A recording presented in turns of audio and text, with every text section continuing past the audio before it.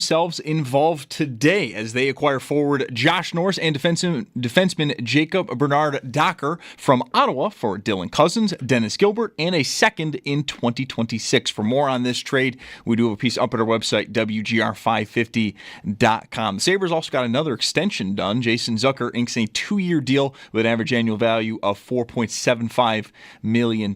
We are expecting to hear from general manager Kevin Adams later on in this afternoon. We will carry it live right here on WGR. Some other major moves from today. Dallas does get Mikko Rantanen. They give him an 8-year deal with an average annual value of $12 million. To get this done, they said Carolina forward Logan Stankoven and 2 first-round picks. Toronto also got involved today. They acquire center Scott Lawton and 2 late first-round picks by sending Philadelphia forward Nikita Grexman and a conditional 2027 first, while Colorado, they get defenseman Charlie Coyle. And to do that, they send Boston former Sabre Casey Middlestat, Will Zellers, and a second. The Bills also had themselves a day. They got another extension done. This time, linebacker Terrell Bernard, 4 years, $50 million deal, $25.2 million of that is guaranteed. For more on that, we also have a piece up at our website, WGR550.com. And then the Commanders, they have released defensive tackle Jonathan Allen, while Tennessee, they're releasing outside linebacker Harold Landry. That's your Paddock Chevrolet Sports Update. Paddock Chevrolet celebrating 90 years of business. I'm Zach Jones for WGR Sports Radio 550.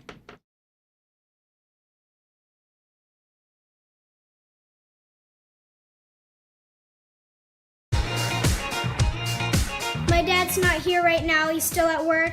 So I'm going to blast him. Mike Schopp and the Bulldog. I'm going to see if there's a clean version so that my parents and the people at my school will not get mad at me. We've got the spritzer filled with water, just in case if stuff gets too fire. I'm going to set up the speaker, and I'm going to listen to Mike Schopp and the Bulldog. I think this is the best Mike Schopp feature that I've heard in a long time. I think his flow is really good in it, and I like his aggressiveness on it. And the Bulldog put not enough effort in it. I think overall his flow was good, but I don't like that mumble rapping. That was my review of Mike Schopp and the Bulldog. Didn't need the spritzer. Wasn't fire enough. No spritzer for you. No spritzer.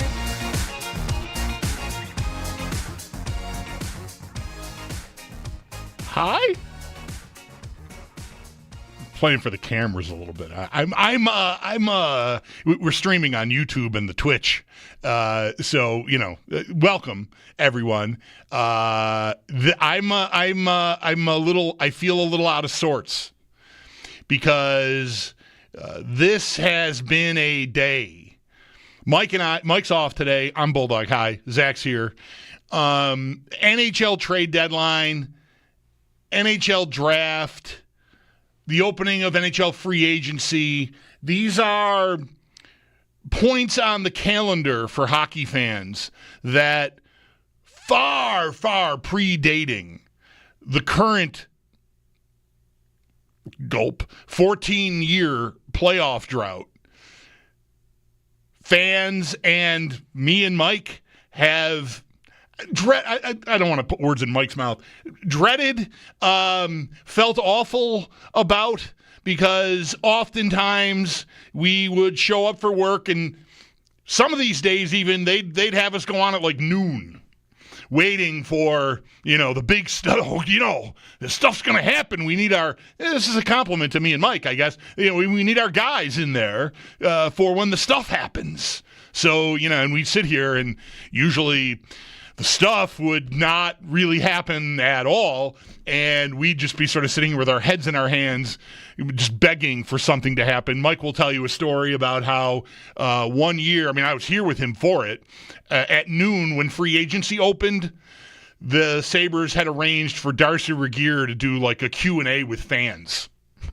And we were like, teams are making deals for players to change the outlook of their teams. And like, the GM's going to be in here talking to fans about who knows what, popcorn or something. And he said, oh God. Anyway, I tweeted this a little while ago. I'm not sad. I'm not mad. I'm not despondent. And this, Ma, get the kids, gather around the radio. That's a marked improvement from how these days generally have gone. Last year, I think at this very time on this day, we had just listened to Kevin Adams talk about Zemgus Girgensons being the fabric of the team, and I lost my mind and said, what's the fabric? Burlap? None of that today. I don't know if this is going to work because the player the Sabres have acquired here, the key piece of this trade, has had 3 surgeries on the same shoulder in a pretty short amount of time. Josh Norris, he is an excellent player. If healthy, he's a better player than Dylan Cousins. Even at peak Dylan Cousins, like the peak Dylan Cousins, 30-goal Dylan Cousins that got the contract, Norris is a better player, a better 200-foot player, and a better scorer, a better skater. He's just a better player. I don't know if he'll stay healthy. That is the, I guess, $8.5 million a year question. That's his contract, right? Is that around that? It's big. It's bigger than Cousins' contract was. But I am genuinely pleased. Okay, I'm going to stop short of excited because there's a buyer beware on this guy's health. Hang on. Zach is raising his hand. We do have one more trade, or at least appears one more trade. Not the Sabres, but it's within the division. Brad Marchand appears to be going to Florida. Oh, my God. We're waiting for the pending trade call, but it looks like Marchand's going to Florida. Wow. That's massive. That is massive. Man, if that comes through, that goes right up to the top of the list with the Rantanen trade from Carolina to Dallas and the big extension that he signed. Okay, so we'll keep our eyeballs on that. I'm going to want to hear from as many of you as possible. If you're cautiously pleased, I don't think I've ever used that phrasing. If that's how you feel free to share. If you are skeptical, look, I understand. Most things that Kevin Adams has touched as GM of the Sabres have turned out to be, most things. Most things isn't even fair. Dahlin's excellent. He signed him to a big extension. Thompson's excellent. They signed him to a big extension. Cousins was a disaster. Samuelson's been a disaster. We'll see about Owen Power. I'm still optimistic about him. So it's not like he's got just a flat-out awful track record making moves and awarding contracts. What we know he's got an awful track record of is putting a team on the ice that can actually qualify for the Stanley Cup playoffs, because that has not happened here through year 5 of his tenure. So skepticism is warranted. I get it. But for me, considering who they were dealing themselves, Dylan Cousins, a player who has been, I said within the last few days here, or the last week or so, there has not been a bigger mystery on this Sabres roster to me than Dylan Cousins. I have not been able to really understand, short of just saying Garnet Hathaway took away his superpower when he caved his face in early in the season before last. And look, like, circumstantially, that tracks. It can be devastating emotionally and extremely humbling to get your face beat in front of 18,000 people. That was early in the season 2 years ago. I think there probably were a lot of people in the building then.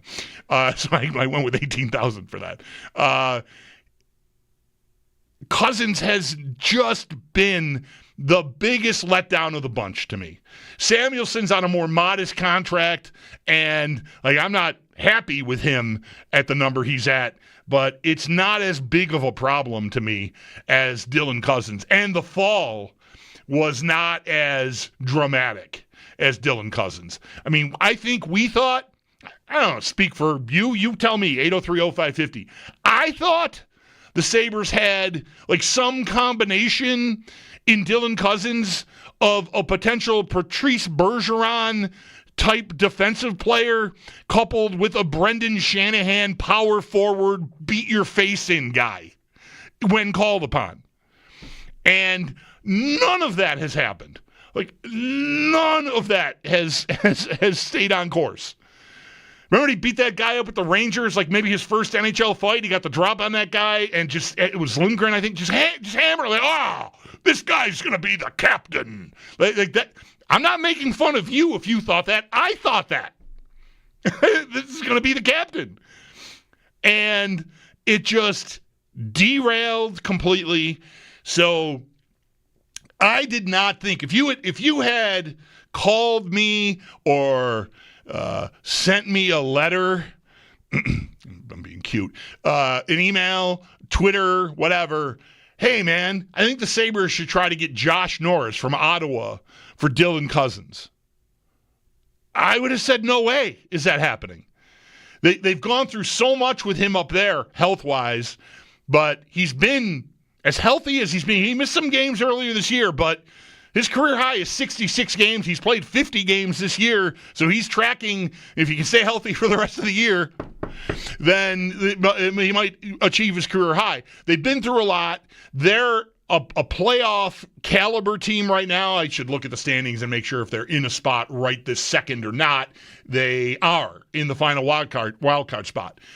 I would say there's no way that they're going to give up that production with this guy finally relatively healthy for a player like Dylan Cousins, or really maybe any player. So is there risk here? Yes. Is it a bet? Yes. Any trade is a bet. I mean, even trades for draft picks are bets. You get to choose the guy ultimately, but it's a long-range gamble. This is more of an immediate gamble. So on a day that is generally reserved, believe me, Mike said it on the air the other day when he didn't realize really he scheduled this day off, and on the air very organically it came out like he said, oh my God, I'm leaving you on trade deadline day. Like these are days like we don't sit in here and hold hands and light candles, but this is a fun job. It can be a really easy job. Those days are hard days because, especially now, with the track the franchise has been on, you just have a very hard time getting any reaction to anything, and usually there is barely anything to react to. The Sabres are inactive. They don't do this. They don't break up their core. They can't find someone to take their flawed player with his big contract off their hands for someone else's flawed player with the big contract, which is really what this trade is. You know, Norris's flaw is not his on-ice play. When he's on the ice, he is excellent. His flaw has been that he can't stay on the ice often enough. So, like some part of this, I think you all know why the Sabres wanted to offload Dylan Cousins, right? You've been watching him play the last 2 years, and, you can see with your own eyes, if you are a hockey fan, this ain't working. This guy is not the physicality is non-existent. The fighting, which is a part of that, oh my God, don't ever do it again. You might die. It just looks horrible. Production, bad. Special teams, bad. Like everything he's involved in is bad. So I think from the Sabres' perspective why they do it. It's fair to wonder what's Ottawa doing. And I would simply say that for them, they're willing to acquire a player. Sure, they're shooting for the stars and hoping Dylan Cousins can look like the Dylan Cousins that the Sabres signed 3 years ago. And maybe that'll work. Maybe that's a bet that worth making. I think what is the safer bet for them is that they can count on him being in the lineup more than maybe they feel they can count on Josh Norris being in the lineup, because Norris has his track record is it's frankly horrendous as far as staying healthy. So I think what Ottawa's doing, like I want some certainty. We're chasing a playoff spot. If we make it to the playoffs, we don't want to be on pins and needles every time Josh Norris goes into the corner. And so from their standpoint, they divest themselves of, I think, the better player. I'd say significantly better player. But availability is one of the abilities, right? Sal always used to say that about McDermott when he first got here. It's an important piece of the puzzle. And So for a team headed for the playoffs, sure, Cousins is very unlikely to me to reclaim his 30-goal status. Norris is tracking towards that again this year, but will he see it through? Can they count on him? And, that is, of course, the buyer beware on the Sabres end of this trade. You should always ask yourself, why do they want to do it? Why does this dance partner want to dance with me? What is it about Josh Norris that they're scared of? That's it, to me, plainly. It's got to be that they are worried about him staying healthy. And that should be respected. I'm not just totally disregarding that. But it's a gamble. It's a bet. And I did not at all like Kevin Adams' chances of making a trade where they could get the better player. You want to put that in finger quotes because of the injury concern? That's fine. But they got the better player in this deal. The Sabres did. Cousins could rediscover his game. New scenery, we'll see. But, man, I haven't watched a lot of the shows today. I've just been kind of following along on social media what's going on. But seeing the Canadian shows, which is where you go for trade deadline stuff, I mean, it's like the NFL draft for TSN and Sportsnet and all that. And talking Cousins up about taking some of the fighting off of Brady Tkachuk's plate. Holy cow, if you watched him play the last 2 years, you don't want him to get in any more fights. I don't think, but, maybe that all changes with again, new team, new scenery, we'll see for Cousins. But to pull a player as good as Norris into the boat on a Cousins trade is stunning to me. I'm stunned. Again, I can't guarantee you the kid's going to stay healthy. 3 shoulder surgeries on the same shoulder in pretty short order is, that's a red flag. That's at the combine. Teams would take that guy off their board, right? Like that's what that is. So there is risk here, but we wanted the Sabres to do something. We all probably were watching, well, I don't know if you're watching ESPN last night, watching the games. You're still following along. You're still engaged enough. And you hear and see Emily Kaplan last night talking about how she spoke with Kevin Adams yesterday morning before the Sabres' latest failure to hold on to a 2-goal lead in Tampa last night. At some point last night, I talked to Kevin Adams this morning, and he wants to do something big. And tell me all of you didn't roll your eyes at that. I did. Sure, good luck. Good luck was my thought with that. Oh, sure, you want to get that out to ESPN. Okay, I'll believe it when I see it. Well, we saw it. This, to me, is as good as I think you could have hoped for going into today. A part of this for me is I went to bed last night with reports, a couple of reports, that seemed to indicate that Peterka was on his way to the Rangers.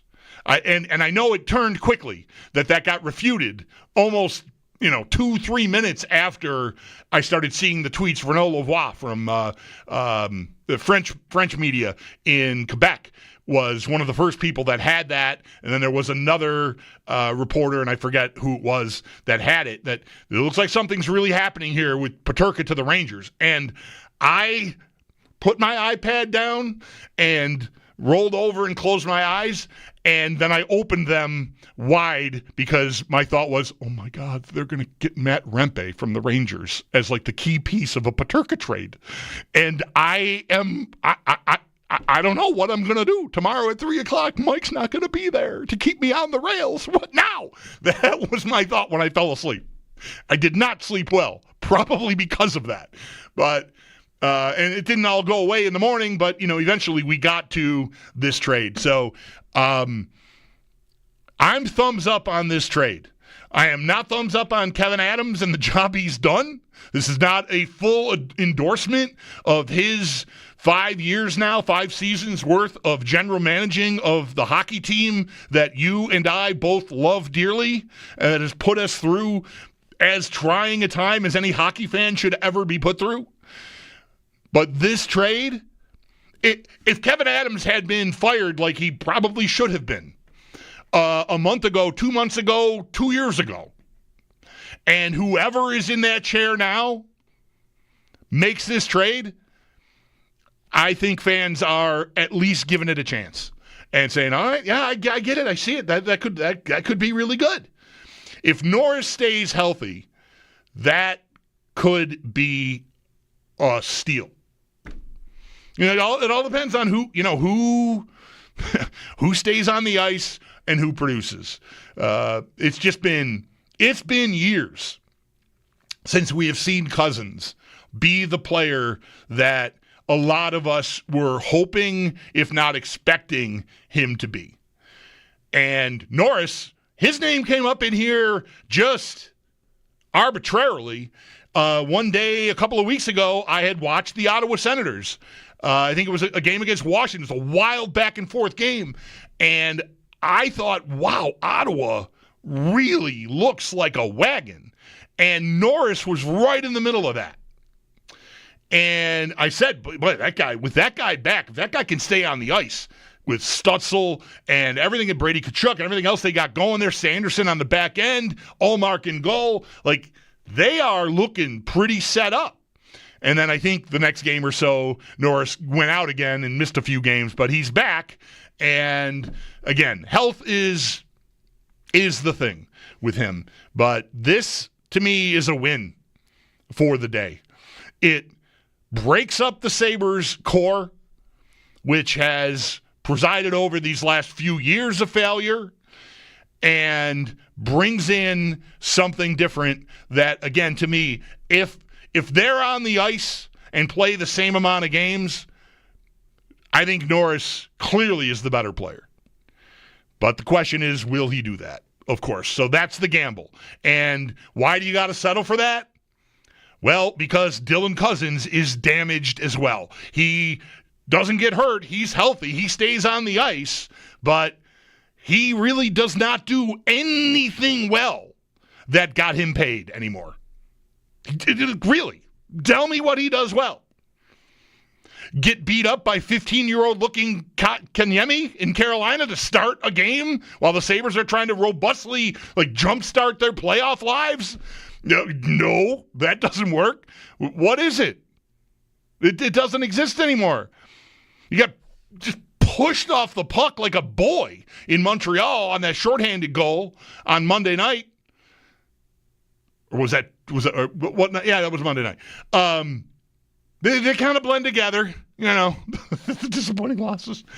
So at least Norris, to me, is still a player. The rest of it, second-round pick, don't care.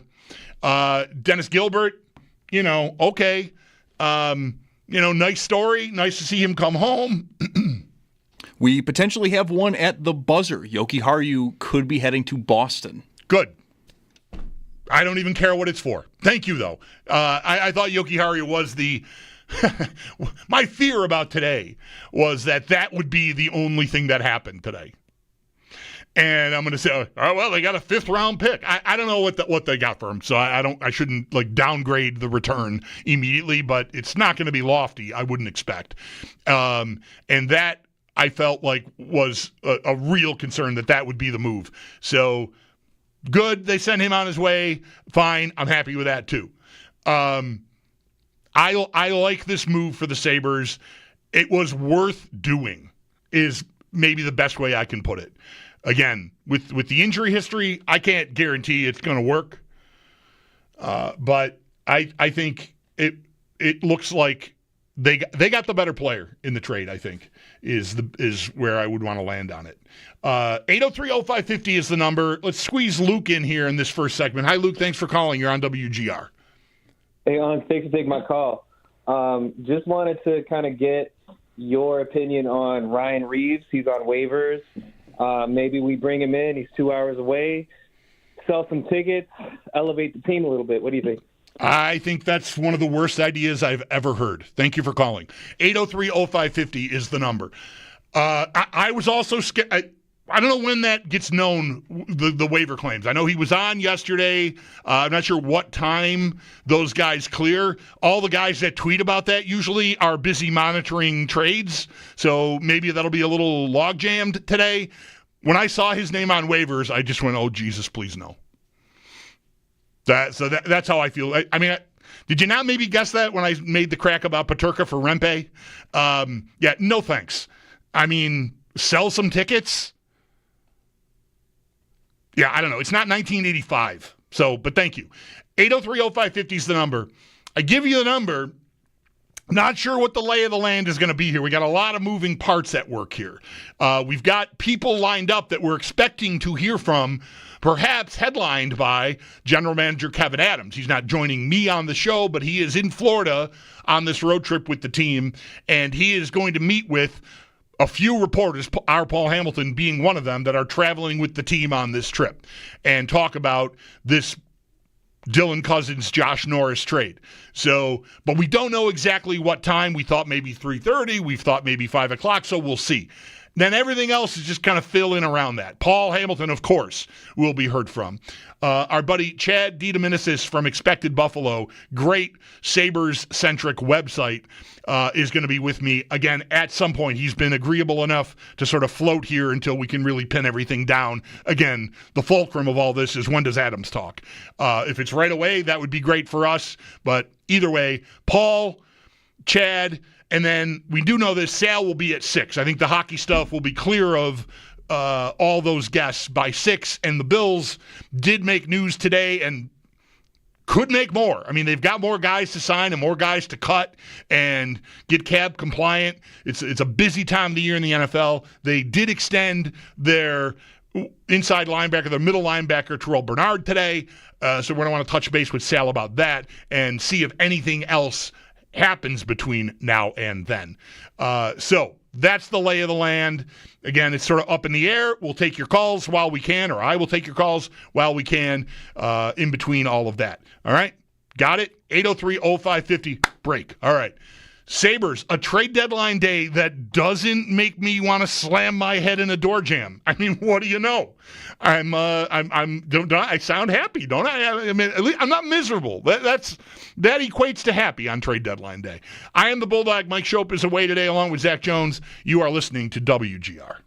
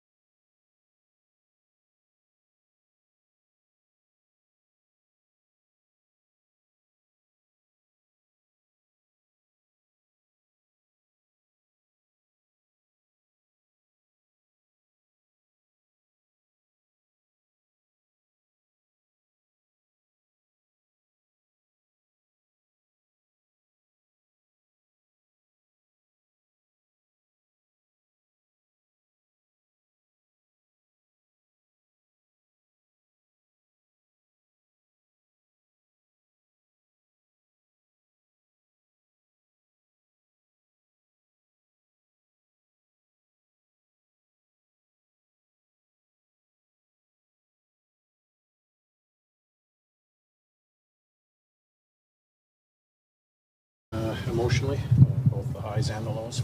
Yeah, it's pretty tough. So, it sucks. Losing a guy like that, obviously everybody knows how much it means to me. So, yeah, no, just spent the last little bit with them and kind of take advantage of every minute the rest of the day. That is Ottawa captain Brady Tkachuk reacting to the news that his good friend, who's battled so much adversity injury-wise, Josh Norris, has been traded from the Senators to the Buffalo Sabres as part of this Dylan Cousins trade. I watched a longer clip of that, and he said a couple times, I'm just going to keep it short, every answer, because the more he talked, the more emotional he was getting.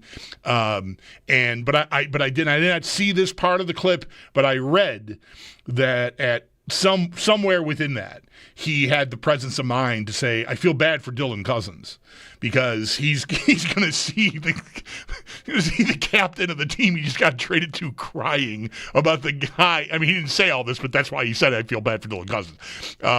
He just see me being very emotional about my friend being traded away and maybe think oh boy, what am I walking into? This guy was obviously pretty popular, especially with the straw that stirs the Senators' drink there and Brady Tkachuk. They'll get over it. I'm sure a lot of Sabres are reacting the same way. Despite their flailing around here, I think it's believable that these guys were tight and good friends, and so I'm sure there are players on this Sabres team that feel awful about Dylan Cousins going away. They're losing one of their friends. Eventually they all get over it. It's the sport. It's how it goes. But it doesn't make it any easier. And there, as evidenced by Brady Tkachuk talking again today after finding out that Norris had been traded to the Sabres. That is our headliner today here on WGR, our coverage of the NHL trade deadline. Normally a somber occasion. And look, I'm not saying anybody's in here partying and cracking champagne open. I've only heard from one fan so far who wants the Sabres to claim Ryan Reeves off waivers, which I'm not really taking seriously. I might even guess that person thought I can make Bulldog lose his mind, and that'll be funny, and Sal can make more memes of him. Whatever. But I like this trade. It's a gamble. I think it was worth doing. And if the guy can stay healthy, 3 shoulder surgeries on the same shoulder is what Josh Norris's problem has been. There's not been a production problem. This guy has produced, not at an elite level. He's not a point-per-game guy. He basically should be at or above where Cousins was when he got paid. That's it. 30 goals, 35 goals. He had 35 goals in 66 games a couple of years ago. Maybe that's the year that even earned him the contract. I got to go back and look at his career here. But it is pockmarked by long absences because of shoulder problems. So yes, it's not a bulletproof idea. I don't know what in sports is. This definitely is not. It's probably on the more worrisome side of the scale, frankly, given Norris's health history. I still would have made this deal 100 times out of 100 if I were Kevin Adams, because I really don't know what else he was going to do to change up the core of this team. So we'll see. We're waiting on definitive word on this Yoki Haru trade that Zach mentioned to me during the opening segment of the show. He was being traded to Boston, was it, Zach? I would expect that to be modest draft pick compensation. And there was also word of the Bruins trading Brad Marchand to Florida, but we do not have that locked down yet either. That would be a massive one if that actually comes to fruition. I'm just looking to update my trade tracker here to make sure that hasn't popped on here at TSN at this point yet. They do have the Yoki Haru trade up at tsn.ca here. That's my go-to trade tracker. It says TBD. On the Sabres in the return column. So we'll see about that. But I do not see, They also have posted at 3:06 p.m. this Marchand trade, but no return yet from Boston to Florida. That is massive. If you've missed any of this stuff, the other big Casey Middlestat got traded to Boston. If you care about that, that's not headline news. But Colorado made moves. They got Brock Nelson, and they get Charlie Coyle. So they upgrade at forward. So Middlestat goes away. They got Rantanen, went to Dallas. A massive deal there for Dallas, and a contract extension with him. So he went from Colorado to Carolina. Wouldn't agree to a contract extension with Carolina, and they end up spinning him off to Dallas for a really nice young player, Logan Stankoven, and a couple of high picks, a couple of first rounders, I think. But Rantanen, that's the monster of the day for Dallas. Definitely a cup contending type move by the Dallas Stars, and they absolutely are that. But boy, Florida getting Marchand to throw into the mix, holy cow. Them throwing rats on the ice has never been more appropriate if he ends up in Florida. I mean, Tkachuk is ratty enough on his own, Matthew Tkachuk, but now you got like the OG Marchand there with him. Holy crap, that is a handful. 803-0550 is the number if you want to get in and share your thoughts on this trade and the Sabres moving forward. Again, Josh Norris and a defenseman. I should mention his name, Jacob Bernard Docker. I think that basically a 6'7", third pair type guy, not a meter mover. But he comes along. The Sabres give up Cousins, Dennis Gilbert, as well as a second-round pick. Jeff is next up. Hi, Jeff. Thanks for calling. You're on the air here on WGR. Bulldog, yes, thanks. Don't you think it's much to do about nothing when we haven't been able to get a goaltender for 13, 14 years, a really top goaltender? It's no coincidence we haven't made the playoffs. I mean, UPL is having an awful year, and the tandem with him and Reamer is statistically at the bottom of the league. I think there's 10 games this year that we're winning. You can't blame it all on the goalie, but man, oh man. No, he's regressed. Do you have a thought about the trade? Because, I mean, we could talk about UPL all year. It's been a bad year. There's no question. He signed the contract. We thought we were all set, and it's regressed. What do you think of the trade? I don't know much about that dude, but I think Cousins was going nowhere fast. He was in a spiral. Right. It's disappointing. He started out great, but I think just to get him out and picking somebody up with even more potential, I think is excellent. Okay, Jeff, thank you for the call. Look, I'm not blowing off your concern about Luukkonen. It's just like, I mean, I don't know. My kid's been talking about Luukkonen on the morning show all week. I mean, we've got the market cornered on Luukkonen. We've been over it. It's been a bad year, and I don't know what explains it. I mean, I can tell you what I see. I do talk with my son about goalies all the time because he's still coaching the position, even though he quit playing a few years ago now. Luukkonen is just overreacting to everything, which I think probably means he's not reading plays very well. Because if you don't know where it's going far enough ahead of time, then you've got to react faster and more powerfully to get where you're going. And that's where, when you see him going from his right to his left or his left to his right, sliding past the net like halfway to the corner to make a save, like, these don't all result in goals, but they're plays that should alarm you. So I think he's got a tracking problem. I even mentioned to my son, like, do you think maybe he's hurt? Is he nursing something and he just can't move as effectively? So he's having trouble controlling his movements and controlling his edges. And the point my kid made back to me talking about this was, goalies don't play hurt anymore. Like, if they got a tweaked groin, they're out. They're not going to try to play through it, because that just gets worse and worse and worse. So I'm assuming he's healthy. I don't know if he's just in a bad rut and his ability to see the play will return, because last year when he really broke through, Luukkonen, I think what you saw was a guy that was completely under control. It's the hardest thing about playing that position in the NHL is the speed with which you have to react, and the temptation is the guys that look like they're all over the place, Well, they're all over the place because they're reacting late and they're moving too quickly and they can't control themselves. Right, measured, calm. Okay, here's where we're going. I hope you're enjoying this on the feed because I'm moving around here.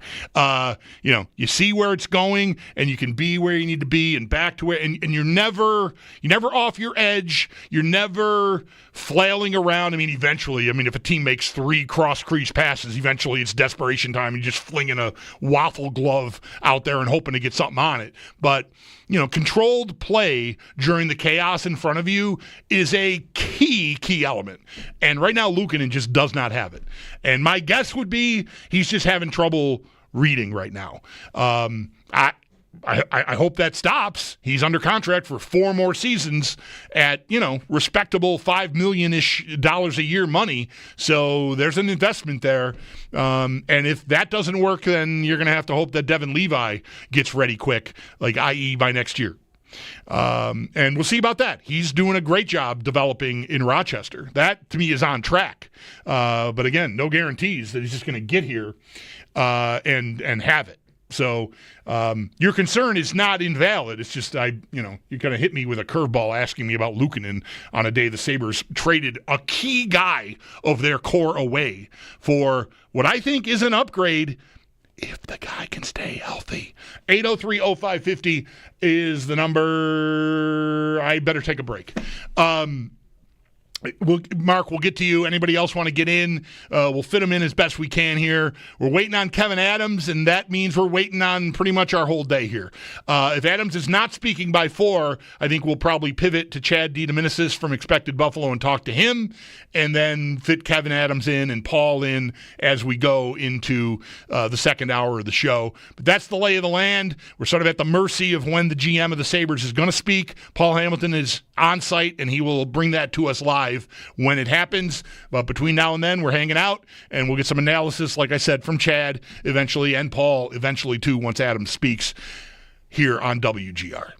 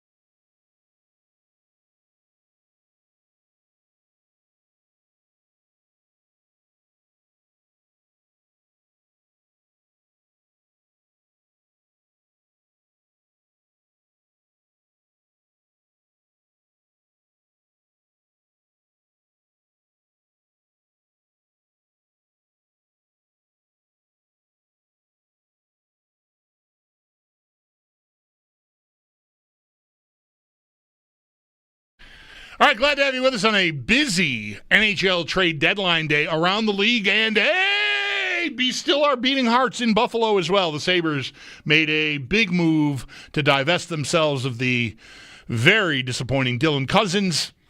He, along with Dennis Gilbert and a second-round pick, go to Ottawa for a depth defenseman by the name of Jacob Bernard Docker and Josh Norris. Josh Norris signed he's on an 8-year big contract. He's got, I think, 6 years of that left. So it's a big commitment, and him staying healthy has been his problem. He's been a very productive player, a very good 200-foot player, I would say, like respectable in his own end, very good skater, and goal producer, which is funny looking through his career development-wise. Well, at least in college anyway, he was not a big scorer in college at all at Michigan. But he got to the AHL in the Ottawa system. He was originally drafted by San Jose and was a part of the Erik Karlsson trade. And got to the AHL and scored, I think, 35 goals in his full season in the AHL and has been productive ever since in the NHL when he's healthy. 3 shoulder surgeries has been the hang-up on him. So, look, it's not a bulletproof idea, but I'm pleased. I think it's as good as you could have hoped for that they made a move to change their core and see if they can actually change their fortunes. Ultimately, that's what we're all about, right? Mark is next up here on WGR. Hi, Mark. Thanks for calling. You're on the air. How you doing? I just wanted to say I agree with you 100% about taking the gamble, and I wish Dylan Cousins all the best moving forward. And I used to like the guy. It's just after Garnett Hathaway destroyed him, I don't know what happened to his play. I kept on giving him every chance, and he said all the right things in the locker room. He took accountability, but he is just not the same player anymore that he used to be when they called him the workhorse from Whitehorse. Maybe a change of scenery will help him out. I hope we can get things right around here. 14 years is a long time, and just because Adams made this move today, I still believe he should be fired, and he should not be the GM by the start of next season. I'd like to hear your comments on that. I think we need a house cleaning at the top, and let somebody come in here and start to get this fixed. He's already had 5 years. Yep. And you don't have to hang up. I'll tell you right now, I agree with you. That's why I said already, Paul's been saying for days here, 5 years. I mean, what are we doing here? It's too much. So I agree with you. I don't know if it's going to happen, but I think it's definitely warranted. And this trade, I mean, we're not going to know if this trade works out until we get, until Josh Norris is on the ice for, 82 games, ideally. I mean, I don't know. At this point with his career, I might take 70 next year, but there's a big risk here. So to me, Adams is not out of the woods, but he did do something that I think a lot of us had grown accustomed to believing he was incapable of doing, which was making a trade with one of these core pieces. Because, look, Dylan Cousins, the whole league should be watching and know what the book is on Dylan Cousins. He is not the player that he appeared to be when he got the contract. So what is Ottawa doing? Ottawa's buying the healthier player, the slightly younger player, and the slightly cheaper player, and giving up the production and the uncertainty of Josh Norris's health. From their standpoint, I get it. They'll hope that Cousins can reclaim the best version of himself with Ottawa, and maybe that can happen. I don't know. Lots of guys have left here and won the cup. I mean, I don't think Ottawa's about to win the cup this year, but they have had a nice team this year. And Norris has been right in the middle of that. So, got to give to get, yada, yada, yada. No, I hear you on Adams. I mean, it should have happened. It should have happened already, but it didn't. So, I'm just calling it like I can see it today. I think he did a thing today that I can support, is really it. We're thinking maybe 415 for Adams now with some late moves here. The Sabres also have been involved in a couple of other deals. Eric Brandstrom from the Rangers coming over. It's a 25-year-old, again, depth defenseman type guy. He comes to Buffalo for Nicholas Albay-Kubel, who's been in Rochester. And the Sabres also traded Henry Jokiharju to Boston. We do not have a return on that deal as of yet. Zach will get you the rundown on all the big deals coming up here in just a couple of minutes. But because of the way things are shaking out here, we are expecting to have Chad DeDominicis from Expected Buffalo with us here at the top of the hour. So we'll break here, get Chad's analysis on this day and the big trade here involving Cousins and Josh Norris. And then hopefully we'll get to Kevin Adams and then Paul, and we'll just kind of be on our way. 803-0550 is the number. Mike is off today. I am the Bulldog, and you're listening to WGR.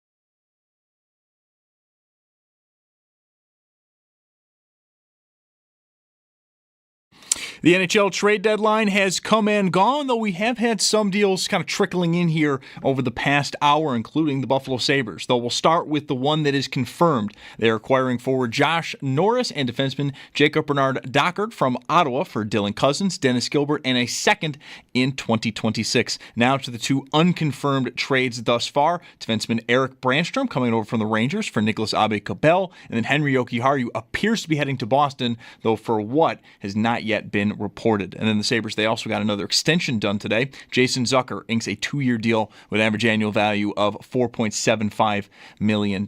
We are expecting to hear from general manager Kevin Adams later on in this hour, so do stay tuned for that. Some other major moves from today. Dallas do get Mikko Rantanen. They give him an 8-year deal, average annual value there of $12 million. To get this done, they send Carolina forward Logan Stankoven and 2 first-round picks. And then Brad Marchand appears to be on the move, leaving Boston for Florida, though for what, not yet reported. And then the Bills, they also got involved today in the action. They get an extension done. Linebacker Terrell Bernard, 4-year, $50 million deal, $25.2 million guaranteed. For more on that, we do have a piece up at our website, WGR550.com.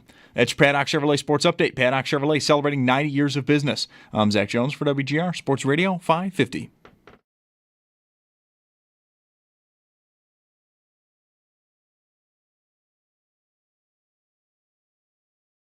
It's Mike Schopp and the Bulldog. They have this Panther sound effect that is just the cheesiest, stupidest sounding thing. Big voice guy going, Panther goal scored by Sam Reinhart.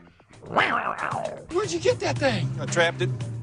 Been keeping it in my bathroom at the motel, feeding it old pizza. It's Mike Schopp. If you're calm, that wondrous big cat will be calm too. But if you're scared, that beautiful death machine will do what God made it to do. Namely, eat you with a smile on its face. And the Bulldog. On WGR Sports Radio 550. Well, we thank you for making some time for us today here on WGR. I am the Bulldog. Mike Schopp has the day off. Zach Jones alongside as always. We are streaming on YouTube and the Twitch as well. Our boy G monitoring the chat room there. I haven't had time to dip into the chat today. There's a lot of balls in the air over here today. Still some news being made. Brandon Carlo to Toronto looks like. But welcome to cellar mode, Boston Bruins. They're only 2 points out of a playoff spot, 3 points out of a playoff spot. Marchand to Florida, Carlo's gone. I mean, Coyle's gone. They did get Casey Middlestat. Anyway, joining us now on the West Her Hotline, and we definitely appreciate your flexibility here, Chad, although I think this was the time we originally set you up for. But with all the uncertainty about when Adams is going to talk and when they're done and all the trades are finalized, we didn't know for sure what would be happening. Anyway, Chad DeDominicis, Expected Buffalo, excellent Sabres site out there on the World Wide Web. Chad, how are you, man? I'm good, man. How are you? I'm good. I'm glad your voice is back. I saw you were struggling during the week, and I was worried you weren't going to be able to make it and be available for me today.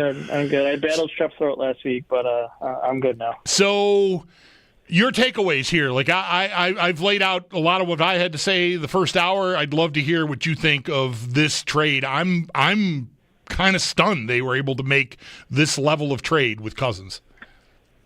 Yeah, seemingly, and it's that it came out of nowhere too, in an in-division trade, which you don't see very often, especially when it's this type of deal in this magnitude.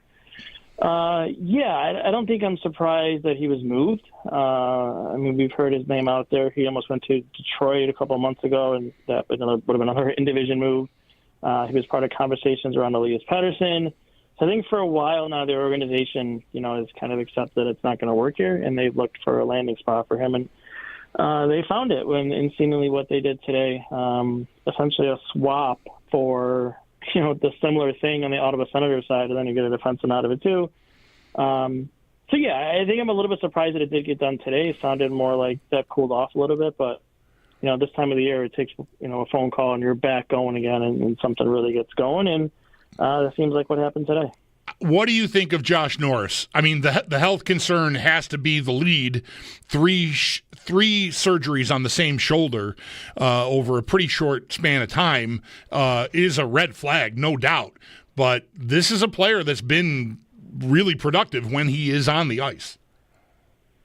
Yeah, I think that's the first thing, right? Is as long as he can stay healthy, I think that you're going to get a decent player. Like I said, you're taking the Senators' version of Dylan Cozens with maybe playing a little bit better than Cozens is right now. But some of the numbers behind him, his production from a goal scoring standpoint is better than what Cozens was putting up the last 2 years. At 5-on-5 and definitely on the power play, he's more of a lethal threat in the power play. Not only from a scoring aspect, which is his primary skill set, you could say, but there's some playmaking skills that really don't translate at 5-on-5 that do come through on the power play. He's a quick player, skates fast. I think he's a little bit more aggressive on the forecheck. I also think the interesting part here is his defensive game. I believe is better. The numbers tell you that, and some people I've talked to and a little bit I've watched. I plan to watch some more tonight and tomorrow of him and Docker, but I think his defensive game, is better, and it's interesting to me because, we've heard a couple coaches here, and I think even some fans, talked about that two-way game with Cozens that was really never there and never really even got close. Where I think here with Norris, you can kind of get more of a defensively responsible centerman, which by no any means, and I put in my article I just put out, I'm not going to try to trick you into telling you some great defensive player, but right. Definitely better than I think what you had in Cozens, and for a team that needs it, I think that in itself can be an upgrade. And then obviously, like I said, the power play part of it too, I think will be pretty impactful for him. Yeah, that's why I'm a thumbs up on this with the risk, of course. I mean, the injury risk is undeniable. When you say it's Ottawa's version of Cozens, it's more his availability. I think if I'm thinking about this from Ottawa's perspective, and I'd love your thoughts on this, Chad. I think it's more like we're chasing a playoff spot. We hope we make the playoffs, and even if Cozens isn't going to produce all around the ice 200 feet like Norris can, if he's actually on the ice, at least we know we feel like we can count on Cozens. He'll be there. He's been obviously more durable. He's played a lot more than Norris has, and I would think from their standpoint that's got to be the motivation. Yeah, I think so too. I try to put myself in the shoes of another general manager. A lot of the things around the league, whether they're right or wrong, and you can debate another time, is some guys, once they got to Buffalo, find success. And that's right in some instances. And then you have instances like Casey Middlestad, who was traded last year, then traded again today. So I think in a sense that's overinflated in some areas, but some general managers are like, well, let me get this guy to Buffalo, put him in my system, and, that'll work. And don't get me wrong, there's offensive upside there with Cozens. It was a few nights ago. They was told that third period. I forgot, maybe got to Anaheim, I think it was, where you're like, well, there it is. But why do I see it once every 2 months, and then that follows up with a couple more games of just putrid play? And I feel like last night, it's funny that he was traded today, because last night I really spent some time watching that Lightning game, just watching Cozens play, just watching him and not the puck, seeing what he did. And I kept coming away from a guy that really seemingly did everything he could to get as far away from the puck as possible. And then when it came near him, he was like, oh, get this thing away from me. That could be confidence. That could be just burned out. We'll see. There's certainly potential that he can find some of that again. I don't think he'll ever hit that draft pedigree at 7th overall that he had when he was picked. But it wouldn't stun me if he finds a little bit of his game in Ottawa. Yeah. But we'll see. What do you think, talking with Chad DeDominicis here, expected Buffalo, great Sabres analytics site, and also you're dabbling in some Bandits, I know I've seen as well, Chad. Yeah. So awesome site for hockey fans and Sabres fans here in Buffalo. What do you think? You sort of touched on it there. What happened to Cozens? I've been saying in the lead up to the deadline here, recognizing his name has been out there, like you said initially here, really all year long. His name has been out there in the rumor mill, and it took until today for something to happen. He's been the biggest mystery to me, because when he showed up and beat up that dude on the Rangers and scored 30 goals and got the contract, I'm like, oh my God, look at this guy. This is beautiful. I can't wait to watch this guy play for the next 7 years. It's amazing. And then, just poof. The one working theory that I don't love, because it just could be coincidental, is like Garnet Hathaway took away his shield of invincibility or something when he caved his face in early last season. What do you think happened to Cozens along the way here? Yeah, the whole thing with the Hathaway part that people forget is the whole reason that Cousins got in that fight is because how poorly he was playing leading up to that. So it wasn't just Hathaway. He was struggling before going into that. Where maybe, I'm not saying Hathaway didn't play a part of it. You were a guy who liked to drop the gloves and then got a lesson, you could say. And really he hasn't done that since then, except with Kakaniemi a couple nights ago, and that didn't go well either for him. But I think overall here you have a player that one of two things I think is thrives on confidence, and that is definitely shot the last 2 years. And then I think you have a player that really, maybe doesn't see the ice that well. And, as guys get older, as they get more in this league, and you hear from a football perspective too, from a quarterback, the game slows down for you. You start to see things better. You feel like you can move better, more comfortable. The speed doesn't really get you. Where I feel like for Dylan Cousins, the game is almost getting faster for him. He's so many times he's just standing there, just standing around like he doesn't know where to go. He doesn't know what to do. I think the puck is going to go over there, but what if it goes over? And he's frozen, trying to make a decision on which way he should go and not following the system at that point. He's out of position, he's chasing, or his guy put the puck in the net. Or he comes down the ice, he's going super fast, and it's kind of Luis Mendoza, I'm going fast. Uh-oh, there's 4 guys in front of me, now what? And it's a turnover, fall down, bad pass. So, yeah, I think that is the thing, is he always plays the game so quickly. And I think the game isn't slowing down for him, and that's what a struggle is. And maybe he needs a new coach that'll try to slow that game down for him. Maybe just a new atmosphere, a new jersey you're putting on could change things for you. But I really think that's it. I just think he's just not seeing the game well enough. And he's reacting too slowly, and he's making mistakes. He's forcing things on top of the frustration. It's just a lot of stuff that mounted up bad for him. And really, not only for the Sabres, I think this is, like I said a few times now, a good thing for Cousins in his career. So I think both sides, really needed this. Yeah, for sure. Chad DeDominicis expected Buffalo on the Western Hotline. We're awaiting Kevin Adams addressing a handful of reporters who are going to be on site in Florida, where Kevin Adams traveled with the Sabres to last night's game in Tampa and then tomorrow's game in Sunrise. And we should be hooked up to bring that live to you whenever it starts. So, Chad, if we abruptly have to bail out, I think you know how that works. We may have to do that. If not, we'll just see this all the way through as we're just waiting. I'm sure they're waiting to get all the I's dotted and T's crossed on everything they've done today before Adams sits down to talk. How about the rest of it? And even the other moves that have been made here. I mean, Yoki Haru's kind of a paint-by-numbers move. We don't even know what the return is, and I'm not that worried about it, honestly. Brandstrom is a late move here from the Rangers for Nicolas Aube-Kubel. That's a depth piece, too, I feel like. What about the player from Ottawa, Jacob Bernard-Docker? Yeah, he's... depth, too, probably? Probably. I think he's likely going to get a run with power here just to see. 24-year-old defenseman. There's not much there offensively on the upside part. It's not really what they need anyways.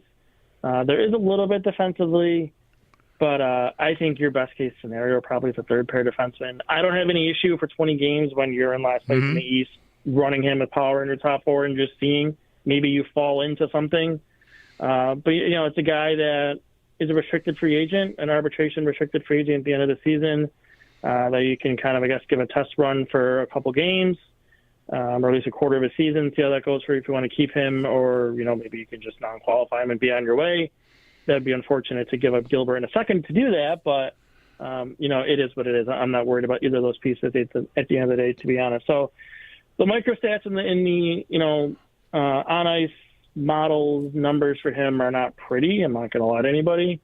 But, maybe they see something there. Maybe there's something in the private models that gives them some belief from a depth defenseman standpoint that they can bring him in and utilize him. So, we'll see how that goes. I'm not overly excited about anything we're going to get there. I'd love to be surprised, but that's kind of where I stand right now on him.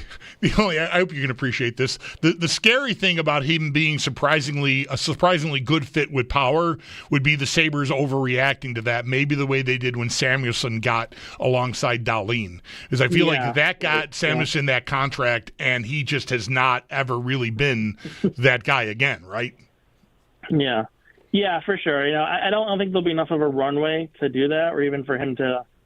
I mean, even if they resign him, that's like a $1 or $2 million guy you're getting. Right. So I don't think you're going to do anything crazy on that one. But yeah, I think they're kind of desperate to find something that works there because anything they try just does not work there. Because as we've seen the last few nights, Bowen Byram away from Rasmus Dahlin is kind of a disaster. So they need to. They're trying something, and we'll see if it works. Chad, full disclosure, a couple of weeks ago, Paul and I got into it about Byram and him with Dahlin and Power and this and that, and I sort of pushed back on Paul. And then fast forward, one of the games recently, maybe the Anaheim game, Dahlin and Byram were a part of that. I think you mentioned it, like Cousins was a part of that too. Like they just had a couple of shifts where it was just they're just dancing.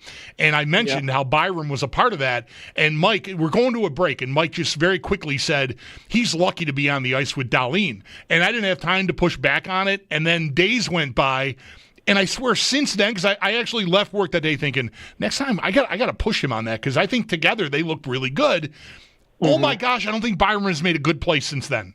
Like it's been like 2 weeks, and it's just, oh my gosh, everything he seems to do is a disaster, and a lot of it, I guess, has been without Dahlin. I'm going a long way and saying a lot of words. What do you think about Byram moving forward here? Yeah, there's definitely concern about paying him the kind of money he would likely get. If he wants to do short term, I could get with that. Anything long term, gives me some scaries. Mm-hmm.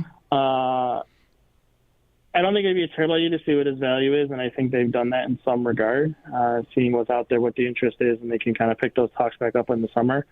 But yeah, I mean, really, a lot of the conversation, comes down to, you talked about the Power versus Byram thing.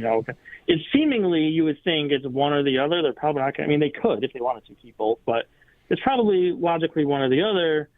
And my fight the entire time is put Owen Power with Dahlin and put Byram on his own, and what does the conversation look like now? We're getting a glimpse of it, basically. Right. Power, at least while he's having a tough season, and I get that, and some of the defensive game isn't great, he can at least be salvageable, where Byram away from Dahlin just looks like a mess. And that's not great, and that's not something you want to pay a lot of money to. Unless you are committed as an organization that this guy is just going to be stapled next to Dahlin and never, ever move, no matter who our coach is, the directive is you don't move him away from there. But, that's just, again, it doesn't seem like that's something you could really do. So I would try to look to see what your possibility is in terms of types of a return in the off season.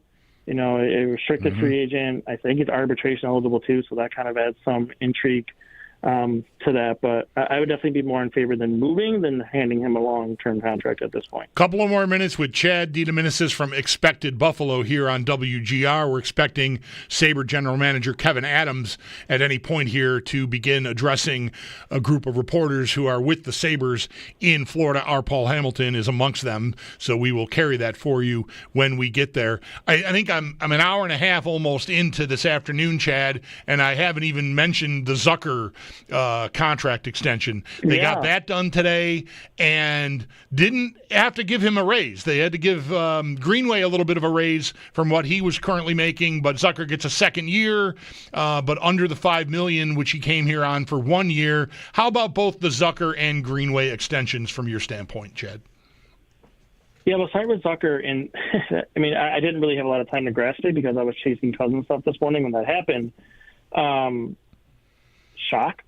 I can't recall I've seen an agent be okay with a player signing a pay cut to stay with the team, and he's scheduled to be an unrestricted free agent on a career year. Pretty wild to me, but that might give you a sense of how badly he wanted to stay here. And that, I think, on a positive spin, is a good thing for the Sabres, to have a veteran who's willing to take less to stay in your organization for a team that's had so many struggles. So I think that's good there. I think he rightfully fits in as a third-line winger for your team. That's where he's going to be for the next 2 years. Full marks to Adams on that one. Greenway, that's the one where I think you may be a little bit overpaid. But again, it's $4 million on a cap that's going to go to $95 million. It's nothing that I'm going to cry or whine about for 2 years. If things don't work, that's definitely a movable contract. In a year if you wanted to do that. So he's a player I think that fits your system. He's a player I think that fits here. He's a different type of style of player than your roster currently has right now. he's kind of on the similar ilk of Norris, though. Is you got to get him to stay healthy. Yeah. Like if he's only going to give you 50 to 60 games, that's going to be kind of rough to deal with that. But when he does play, he's an impactful player and he's helped them. So if he can give you, I said 70, give me 70. Right. I think I'll be happy at the end of the day with what he gives them from defensively, penalty killing, and then pitching in here or there offensively. It's funny. I said the same number about Norris, too. Like, he's never played more than, I think, 66 games is his career high when he had the 35-goal season. So, like, get me to 70, and I think I'm going to take that as a win, even though it means I'm missing, a couple of weeks of the season somewhere. Yeah, I was not dying to have either guy moved just for picks, because that's what UFA guys usually end up doing. And I think the point you made there about them both wanting to be here and be a part of it, considering where the organization has been, palm trees and taxes and all that stuff, I think that's a win. I think Zucker, I would think, would have had a market out there with the way guys have been getting moved. I think I saw you tweet yesterday that if the Sabres retain money, they could even maybe get a first for Zucker if they played it right. So I think that he wanted to stay and be a part of it speaks well of what has often looked like a very dysfunctional situation. Yeah, for sure. The Zucker trade thing is, for me, I started to hear a little bit about a trade extension the last few days. And for me, I think the standout that he wasn't really getting moved, or I guess the flag, was that really he was never in trade conversations. You never heard insiders bring his name up, and there was even trade boards he wasn't even on. So I think that itself was kind of giving you a really firm idea that they wanted to keep him, he wanted to stay here. And they worked towards it, and got it done to the point it is where I think it works for both sides. All right, if we covered everything, Yoki Haru got traded. I don't know. Is that anything to say about his tenure as a Sabre? No, not really. It is what it is. I'm surprised they brought him back for this year even. I'm dying to know what the return is, because this is we're almost at 4:30 here and we still have no idea. Right. But it seems like there's a lot kind of in the queue, so we'll find out. I'm anticipating maybe picks. I don't know. Maybe it's a type of Kubel thing where you just get some random depth guy back. But, we'll see. They've been trying to move him for a little bit here, get him a new opportunity as he has an unrestricted free agency. But, we'll always have that Finland Four Nations performance. Yes, we will. Yes, we will. All right, Chad, thanks a lot for this. Thanks again for your flexibility and being able to work with us on a pretty hairy day here, man. We appreciate it, and best of luck. If you want to give us the info and the intel on where folks can find your stuff. Yeah, not a problem. So Expected Buffalo, expectedbuffalo.com is our site. We cover the Sabres. We're analytics focused, you could say. So we're some number guys over there. Expected Buffalo, the podcast, is our podcast that we have. And then, like Chris said, too, we do have Eddie, who covers the Bandits and the rest of the NLL on our side. So if you're a lacrosse person, too, we have some pretty good lacrosse coverage there for you that can fill that need.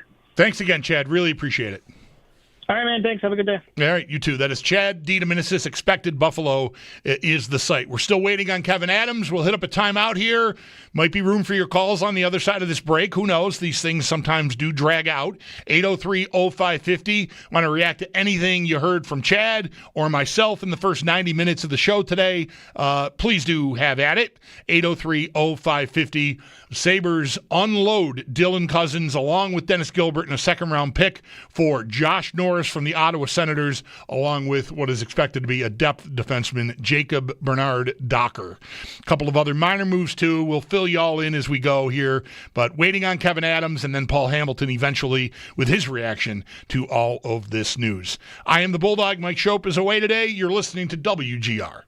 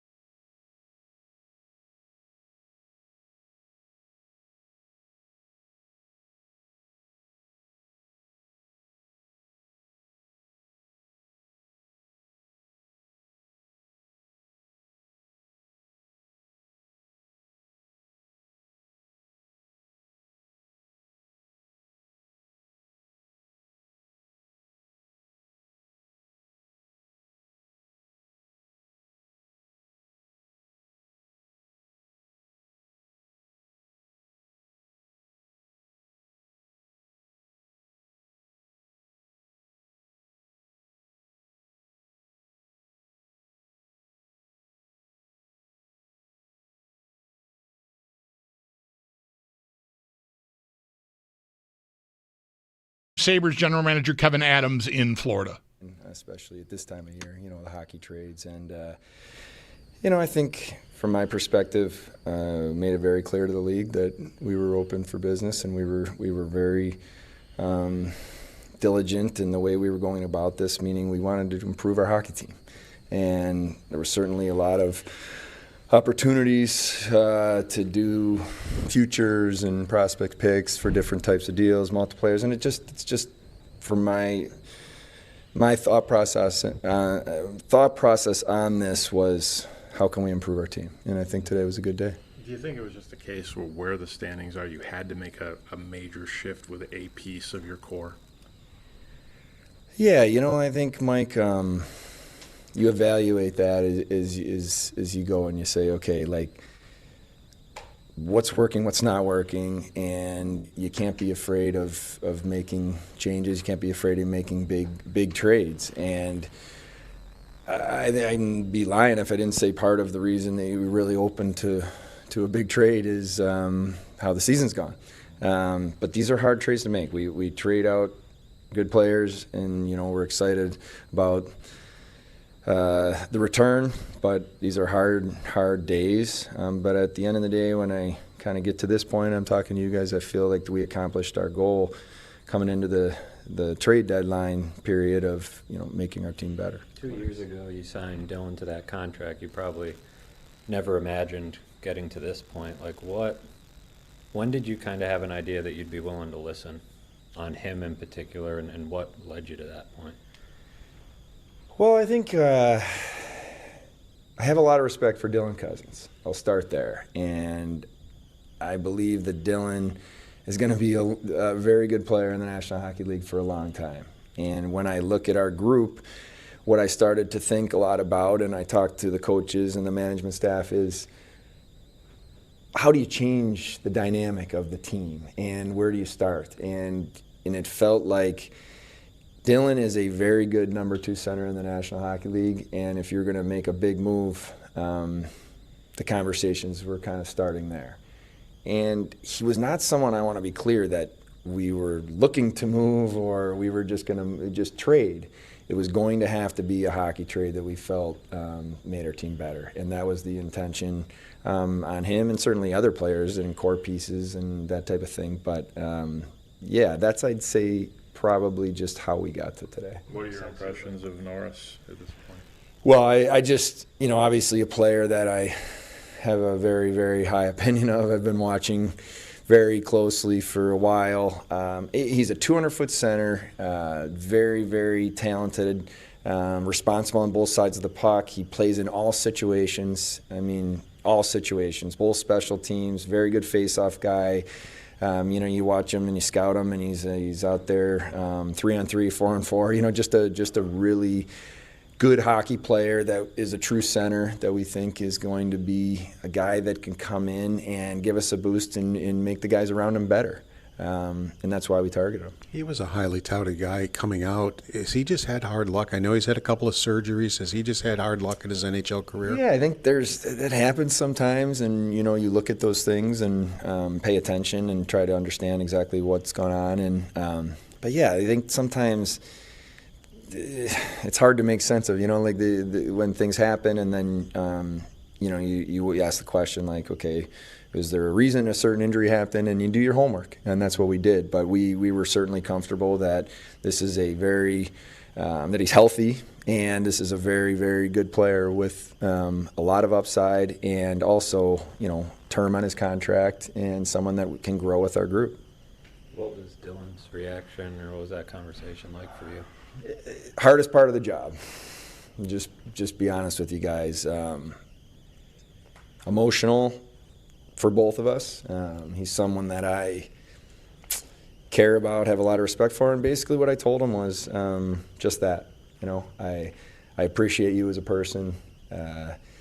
This is not personal. This is us in a position where I felt I had to make a really hard decision to improve our club.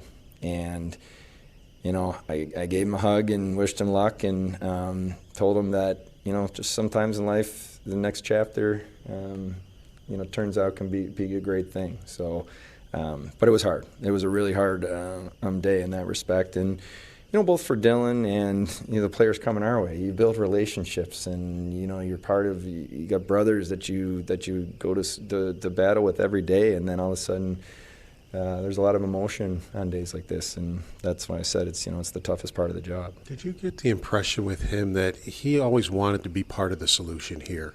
100%. Nothing but respect for Dylan, the way he carried himself. He would be the first one in my office saying, I need to be better, and what do I need to do to help this team? So always looking at himself and internally and wanting more from his own game, which I have a lot of respect for. So he did, and he committed to us long term at a time, if you go back, where there wasn't much of that going on. And so that meant a lot to me, and it still means a lot to me. But in this job, you need to make decisions that you think are best and for your team and that are very hard to make. But that's what we did today. Kevin, you certainly wish you were in a different spot right now. The last press conference 3 months ago, you were on that day, I think, 3 points out of the playoffs. You end up going winless for 13 games in a row. I guess the question I would have about this entire season is, in that 13-game stretch where the season went south, why were no moves made? No minor league call-ups, waivers, trades, nothing happened in a 13-game stretch, and the season was basically over. Yeah, it's I appreciate the question. It's when you look at it, as you take a step back and say, maybe could we have jolted or done something? Sometimes there's a trade deadline. Trades happen for a reason because there's a pressure point. There's a deadline. And when we were in the middle of the 13-game, there wasn't a deadline, and there wasn't a pressure point for other teams. And as hard as I was pushing potentially to do stuff that you guys may not know about, you need someone else to partner up with. So what I wasn't going to do was make an emotional or make a decision just to make a trade, or to move out a good hockey player because we're losing for futures, or we have had a lot of picks, we have prospects, so that just wasn't what I felt was the right thing to do for our team. But that stretch really, really hurt our season, and it's frustrating, believe me. Moving forward now, your plan has obviously changed a little bit here. You have a core group of players which you have had now for 2 or 3 years, and now it looks like, of course, you're not blowing it all up. I know that, but it looks like you might make some moves out of the core or into the core. You just made one now. How are you looking at moving forward now as you try to, get the team? Because you and Lindy both said it, and it didn't surprise me when you said it, that the time is now, and it didn't work out that way this year. So now as you move forward, how do you tweak that plan maybe? Well, I agree. It's a good question, because my job is to look at every single aspect of this organization, on the ice, what surrounds our guys, everything, and say, what do we need to do better? And I need to start with myself. What do I need to do better? And then go through everything. And nothing will be off the table in terms of how we look at things. There's going to be a lot of hard conversations down the stretch. What I believe is we have a lot of good hockey players on our team and talented hockey players, and we haven't performed well enough. And so as we go into the stretch, we expect our guys to compete and play hard and win hockey games. And then when we get to the off season, we're going to be looking at every part of this to say, what do we need to do? And if we need to move someone out to upgrade our team and to make our team better, we're going to do that. So nothing for me is off the table, and we'll look at everything, the mix. And sometimes you think something on paper looks like it works, and then maybe it doesn't. So can you change that? And a lot of the trades, and I probably said this to you guys before, a lot of trades, these trades take a long time, but even trades that didn't happen today, things that we discussed, you probably pick up again after the season, and these things may end up getting towards the draft. And so that's something that we'll continue to evaluate. Kevin, you took multiple hits last night as a team from Ray Ferraro on the broadcast, talking about the team essentially being soft in the scrums, and Dylan was in the middle of that. Obviously, the Thompson thing was a flashpoint, another flashpoint of the season, really impacted your team in a negative way in terms of perception. How do you address the idea that this team has just been far too soft in multiple areas? Yeah, I didn't hear what Ray said. I was obviously at the game live watching, so I can't, comment to that piece in particular. But look, I believe that we need to be harder to play against, and we need to have a better 5-man pack mentality. And I guess what I mean by that is there's all sorts of ways to be tough and hard. And, there's certainly the fighting that people see, and that can happen. And I think there's been times this year where guys have stepped up and done that when it's needed to be done. But what I'd like to see of our team, and this is something that has certainly been discussed and addressed and will continue to be a conversation, is you have to have each other's back at all times in this sport. And when you are out there and if something happens, you need to be there for each other and you need to be together. And that's the team tough, the pack mentality I'm talking about. And I think sometimes when in a team sport, when everybody's kind of in it together and shoulder to shoulder, it makes everybody a little taller and a little stronger, and that's what we need to get to. We're not there. It hasn't been good enough, and it's something that it's certainly going to be something that we think more about, address, talk about, and Lindy and I have certainly talked a lot about that. Dennis Gilbert was the guy who would do that. Is this a trade that Ottawa maybe said, look, we want him? Because I know Dennis is one of the guys that would do that for you. I love Gibby.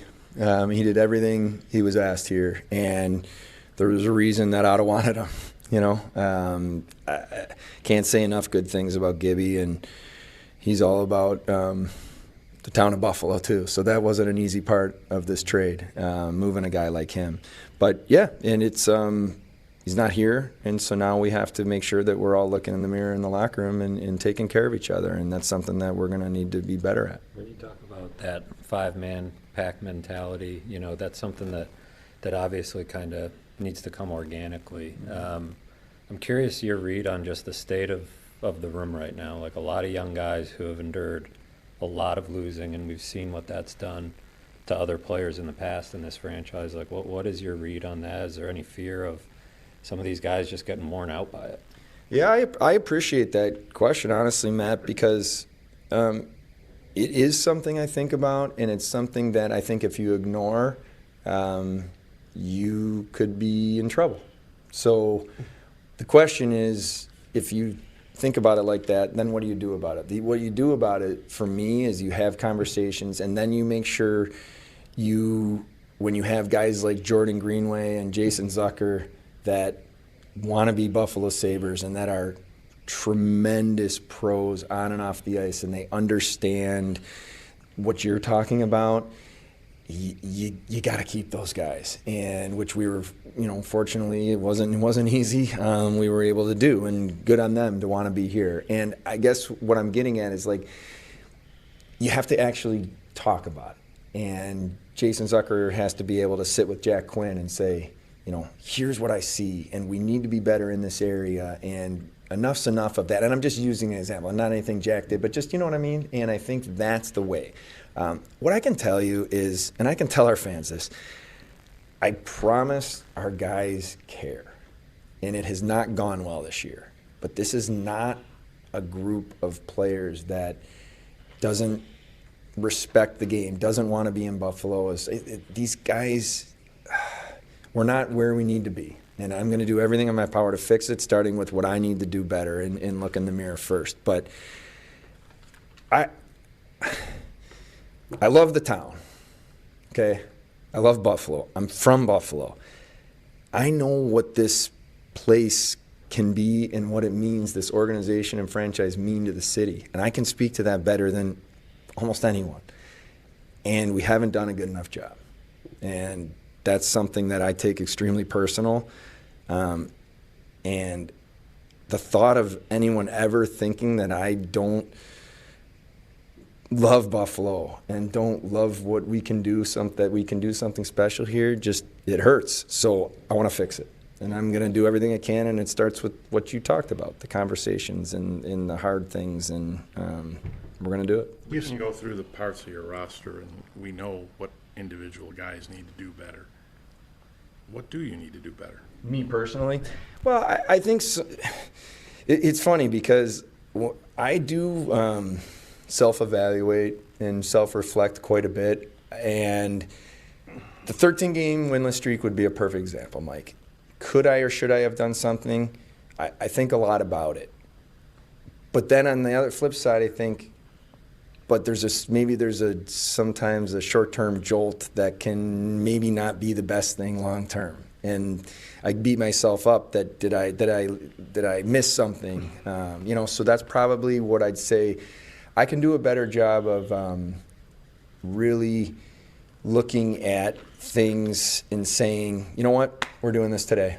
And then you need a partner, I will say. I wasn't, even during that 13 games, just, hanging out. There was a lot of phone calls and there was a lot of push, but, I also am a big believer you have to sometimes take a step back and take emotion out of it and make sure you don't make a mistake because you're emotional. So I need to be better in terms of every single part of my job.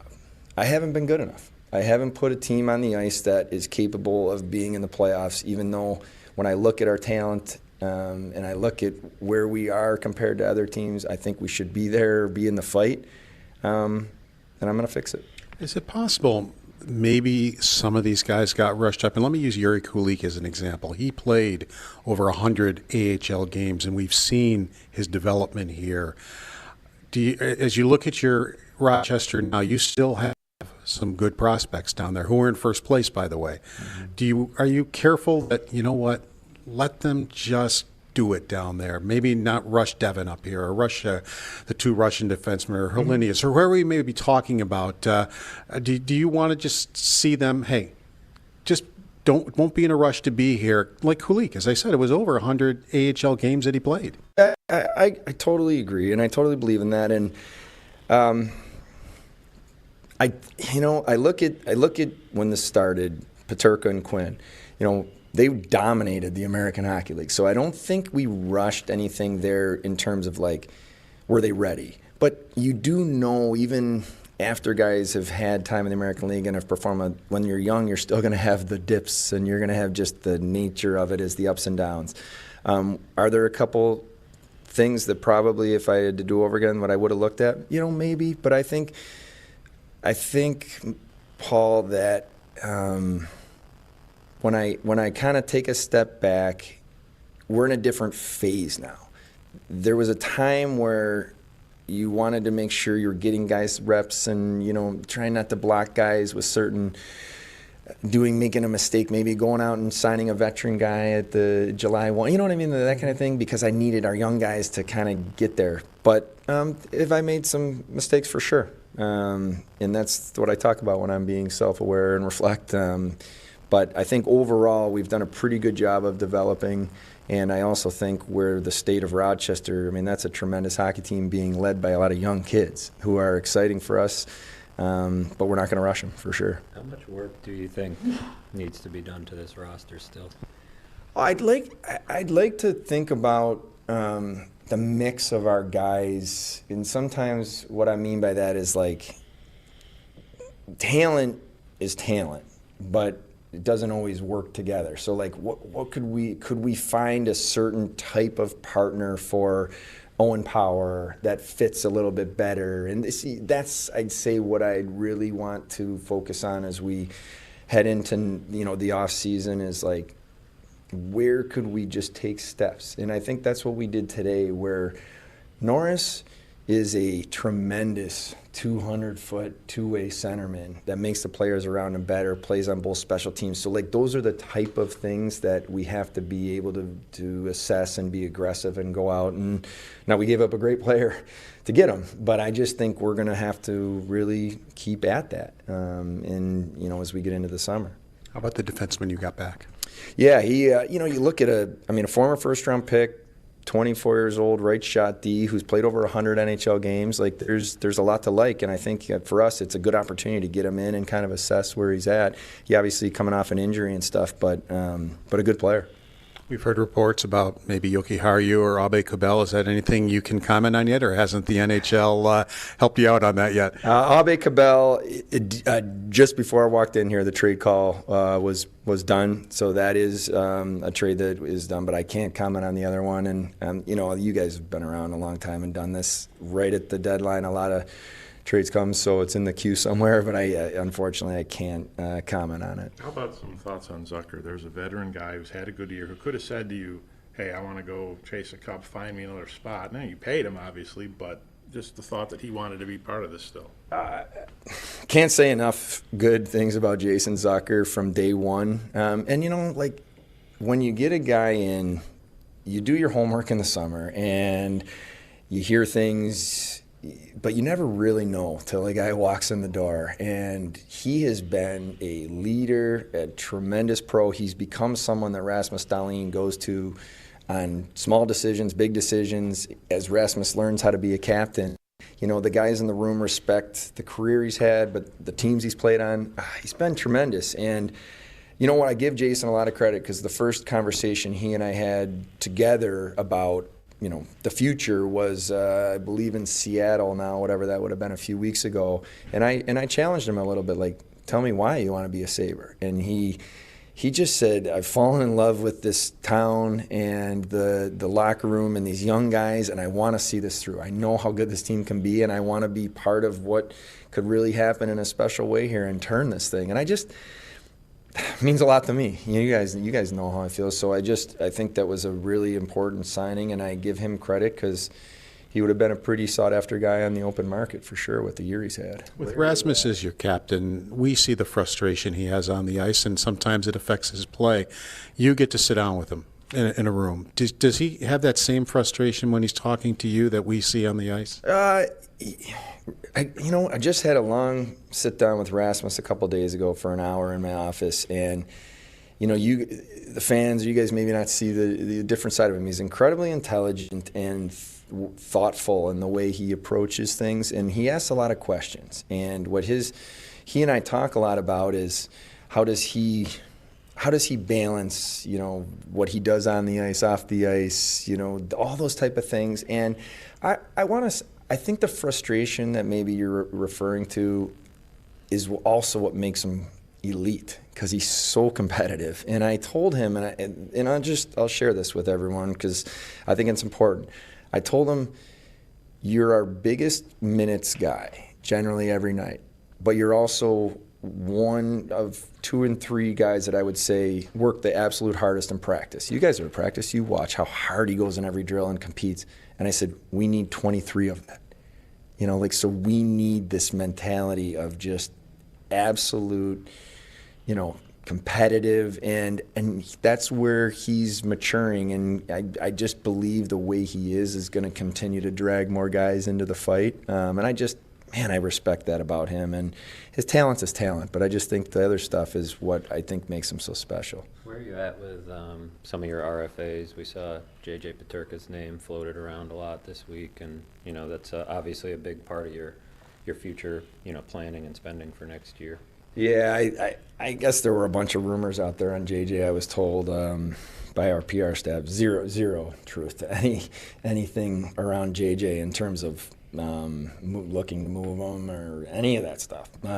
I think JJ's a guy that's a young player still.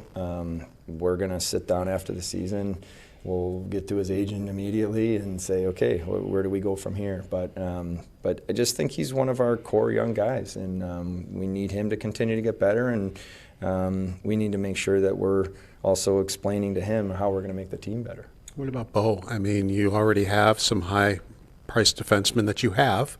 Bo is going to command quite a bit of money. How do you look at trying to re-sign him? It goes back to the puzzle that I kind of said, like the fit, right? He's been really good with Rasmus. Now, I think it was good. Lindy, they changed the pairs up a little lately. Just, Samuelsson, we need to become back to Sammy, who we know he is, a top 4 that's hard to play against. And in terms of, Bo, I think he's been really good for us this year. He's competitive. We haven't started any conversations with him. You guys know my style. The first conversation I like to have is with the player and say, do you want to be here and why? And those are the first steps. But I'm certainly a guy that I think is a good Buffalo Sabre because he loves the game. He's infectious personality, and I think he's had a good, on a personal level, he's one of our players that I think's had a pretty good season. There's a lot of variables with the RFAs, but when you look at your projections, the cap's going up, do you anticipate having room to make, additions from the outside? Do you anticipate kind of being a cap team? Yeah, the way things are headed right now, and even with today, there was we took on obviously cap, in terms of the trades we made and all that stuff, with Norris, and I think we're going to be. It's always hard to say because some of the stuff's projections, but the way we kind of look at our cap situation is we're going to be right there, and I know that's been a little bit of a narrative out there. It's never been something that we weren't able to do. Part of it is when you go through what we've gone through in terms of getting so young and trying to build this back up, you're going to have a lot of entry-level contracts. But what I've also said all along is some of these entry-level contracts jump up pretty quick, and that's kind of what we're projecting on some of that this summer. So I think that we're going to try to do everything we can to make the team better, but we're going to be right there when it's all said and done, I think, with the cap. What was Terry's message in Montreal, and what was Terry's message to you in recent weeks about this team going forward? I want to be careful about Montreal in terms of, I think it was what was said was really impressive, but I think it's better just to the players have that to themselves. But what I think the bigger thing I could share is that the commitment of Terry Pegula. He got on the plane, flew in, met with the team, got on the plane and flew out. It's like us driving to Transit Road. And he did that because he cares, and he didn't have to do that. So I think that sent a pretty strong message to the players, how invested he is. He cares so much. He watches every game. He loves this team. He loves the guys. And over the last few weeks, the message to me has been, what do we need to do to make this team better? Everything we should be thinking about is, we need to improve, and what are those decisions? And Kevin come up with answers, and that's, part of why we did what we did today, because we think it improved our team. You say you have uncomfortable talks with players, with coaches. Does he have uncomfortable talks with you too? Yeah, what I wouldn't say uncomfortable, I'd say honest. Mm-hmm. Terry and I have a long relationship. You guys know that. I'm very honest with Terry when I'm asked a question, and if I've made a mistake, I tell him I've made a mistake. When I believe I have a solution, I'm going to tell him I have a solution. I certainly am keeping him informed of every possible scenario of what we're going to do, and ultimately he's empowered me to make the final decision. And that's what I did today. Took in all the information, listened, made sure he was in the loop, and when push came to shove, it's my call. But that's what I love about Terry, because we do have that relationship where there's true honesty, and I accept responsibility for where we are in the standings. It's on me. What's your sense of just the job Lindy's done? And I know it was a 2-year commitment. This time last year you're making a coaching change, and just what do you think of the job he's done and what it looks like going into the offseason? Yeah, Lindy'd be the first one to stand up here and say that we didn't expect to be where we are in the standings, and he's disappointed and frustrated. But what I've seen from Lindy is an authentic person that is so, he's got so much experience that he can explain to the players, this is the process, and the result's going to take care of itself. And if we don't get the process right, the results are going to be poor, and we're working on that. We haven't played the right way enough this year. Our defensive game is not good enough. We have not kept the pucks out of our net. Our 5-on-5 scoring has been good. Our special teams have to get better. But, so this is the stuff that Lindy's able to say And if I'm assessing, like, I think there's been some really good growth in some certain areas, and I think there's other areas that we need to improve. And Lindy and I, similar to the Terry conversation, Lindy and I have a long relationship and a very honest relationship, and we'll be lockstep here as we finish out the season and then get into the summer, and he'll be part of, okay, what does he think? And he's certainly not a coach that he just coaches and I just do this. We talk every day about everything and bounce ideas off each other, and I just think that he knows there's a lot more to get out of this group, and that's the next step for us. Did you send Kulik down before 5 so he could play in the playoffs? Yeah, and what I said to him was that it's not a slam dunk that we will, but let's have the conversation. Let's at least make sure we're in a position where we're able to if we want. And, so he'll be here with us, and obviously through the rest of the season. I think he's had a really, really good rookie season. But I think it's a conversation. Where is he at?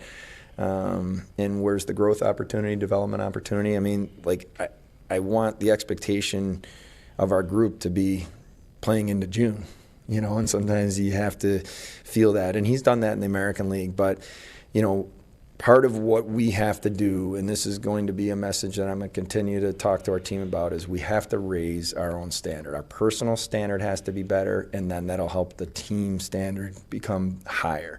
And he has a high personal standard, even at a really young age. So that's part of what we'll talk about as we get towards the end of the season and, see what we end up doing with Rochester. New guys available tomorrow?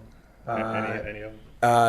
Norris will be supposed to get in late tonight. Unfortunately, JBD is it's immigration. I don't know if you guys know anyone, but maybe you can make a call for me. Do you got to call a defenseman up then? What's that? Do you have to call up a defenseman then? I think we're at 6 right now. It's been a long few weeks here. So I don't think so, but we do have some guys sick. And more than you even know. So it's going to be a little dicey here over the next 24 hours. But potentially.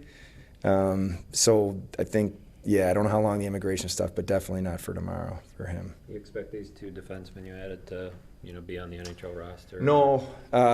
Branston will report to Rochester, but JVD will be here. Thank you. There you go. That is the general manager of the Buffalo Sabres going along with 3 reporters, our Paul Hamilton, Mike Harrington of the Buffalo News, and the Athletics' Matthew Fairburn. Great job, fellas, all of you. We'll take a break and hopefully hook up with Paul and get his thoughts on everything that he just heard in the day that has been the big trade. Dylan Cousins going to Ottawa for centerman Josh Norris. Mike is off today. I'm the Bulldog. Thanks for listening to WGR.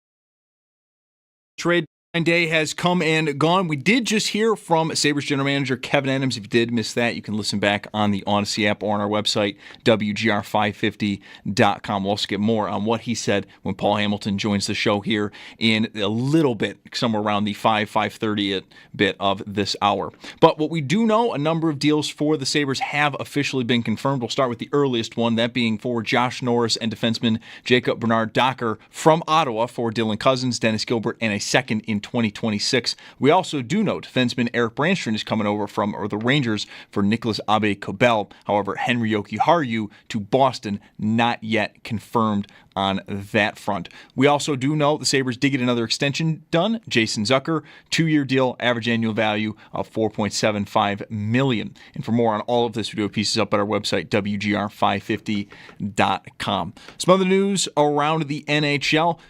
Major moves across the league. Dallas does get Mikko Rantanen. They give him an 8-year deal with an average annual value of $12 million. To get that done, Carolina sent forward Logan Stankoven and 2 first-round picks. And then Brad Marchand, he's going to Florida from Boston, though we do not know what Boston is getting in return just yet. And the Bills, they also had some news today. Linebacker Terrell Bernard signs a 4-year, $50 million deal. $25.2 million of that is guaranteed. We also have a piece on that up at our website, WGR550.com. That's Paddock Chevrolet Sports Update. Paddock Chevrolet celebrating 90 years of business. I'm Zach Jones for WGR Sports Radio 550.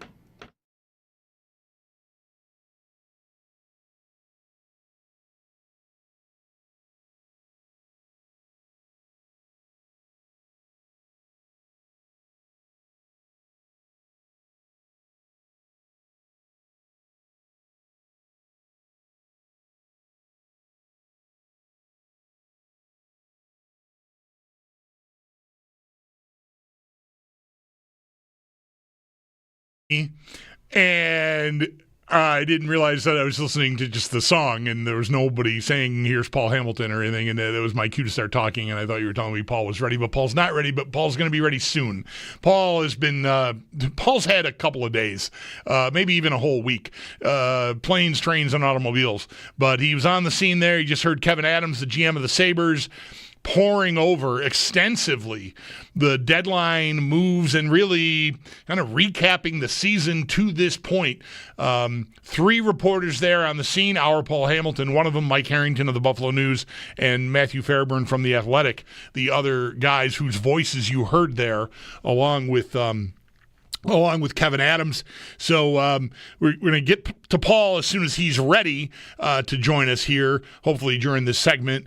And but also let you know that if, while we're waiting for Paul, you want to get in, you got something to say, you just heard, 35 minutes of Kevin Adams talking about his team, their season, his moves, his lack of moves, his relationship with ownership and the players, and really all of it.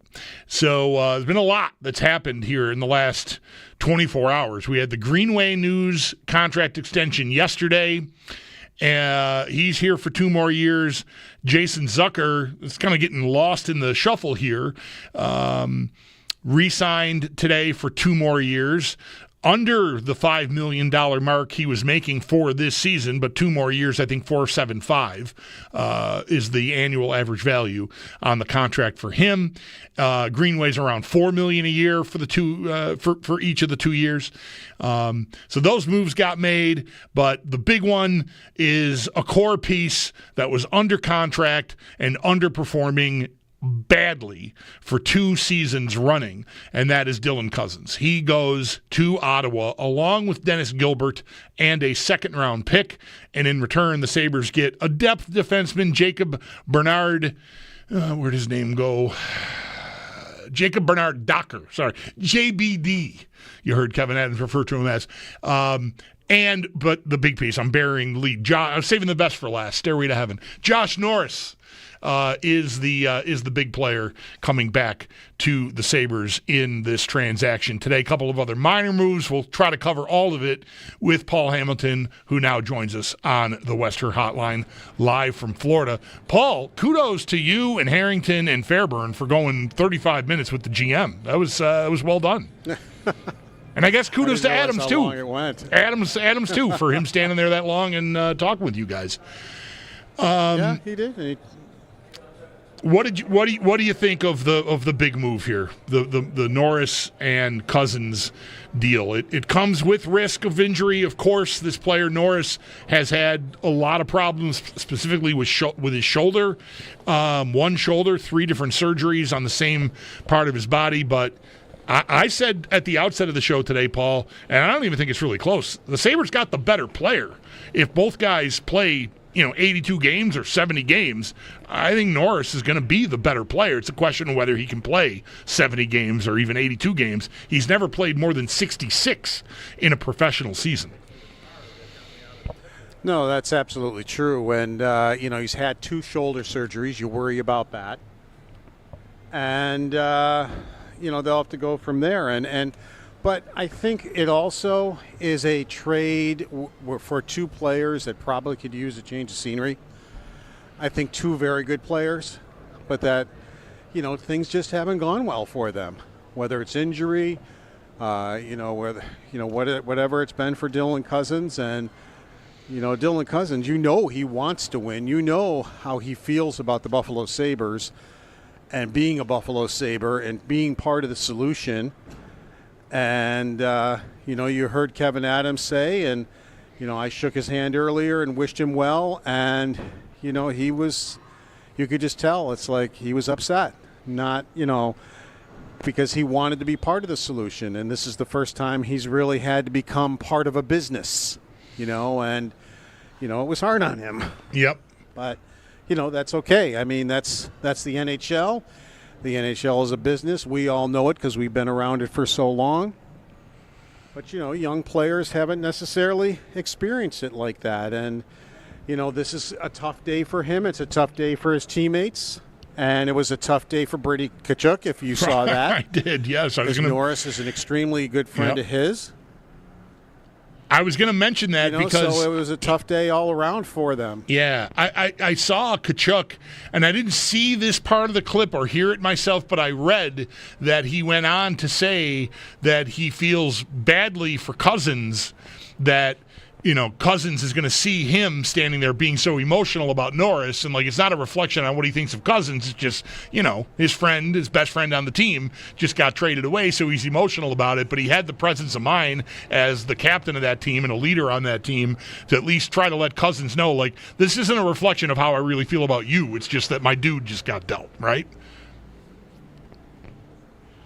Yeah, and this is, I think, similar to this team that when Casey Middlestat got traded. You know how much, everybody on this team liked him, and he was a good friend to all as far on this team, and it shook them up when he got traded. By the way, he got traded again today. Yep. Didn't work out for him in Colorado. But, so that was kind of the first time this group had to endure something like that. Now they're going to have to endure it again, and quite frankly, if they want to become a good team, they're going to have to endure it again. I mean, obviously, I don't think Kevin Adams is done. He didn't sound like he thinks he's done either as far as remolding this team. And he understands that, all right, this didn't work and we have to do it differently now. And, he understands that the core that they committed to isn't necessarily going to, be the core that's going to be here if they want to be successful. They can't just keep rolling it out.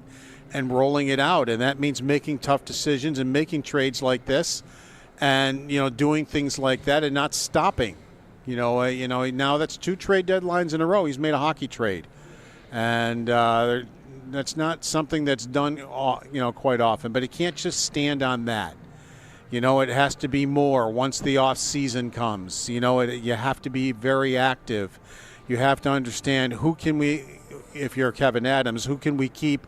Who just isn't fitting in this core because, they're good hockey players in almost every case, but they're just not meshing together ending their third year as a core, which means it has to be changed, and this is the first step towards that. Yeah. Paul, I think like two things often can be true at one time, often are true at one time. I think, you and I and Mike together this week have talked about Adams and how long he's had the job and should he even still have the job. And I think we all agreed, like, it's already been enough time. You should have a better result in pro sports than you've gotten in a fifth season now as a GM. So like that, I feel that way about Adams, but at the same time, I think he did today a thing that he's been accused of not being able to do, even though he did do it last year, like you just said. You remind everybody that he did make a hockey trade last year, Byram for Middlestat, and so this is 2 years in a row he's pulled that off. I didn't like his chances of pulling a better player into the boat here for Cousins. And I think he's done that with Norris, of course, with the caveat that he's had real health concerns. But I like this trade. I don't love this GM anymore. I'm sort of worn out by him. I think a lot of fans are. But I think he did a good job today. Yeah, no, there's no question. I agree with you. I like the trade, and if Josh Norris can just stay healthy, I think he's going to be fine as a hockey player. Remember when he came out in the draft? He was a highly touted player, and it's just he's had unfortunate injuries that have kind of slowed him down along the way, and we'll see how it goes for him. And they're two different.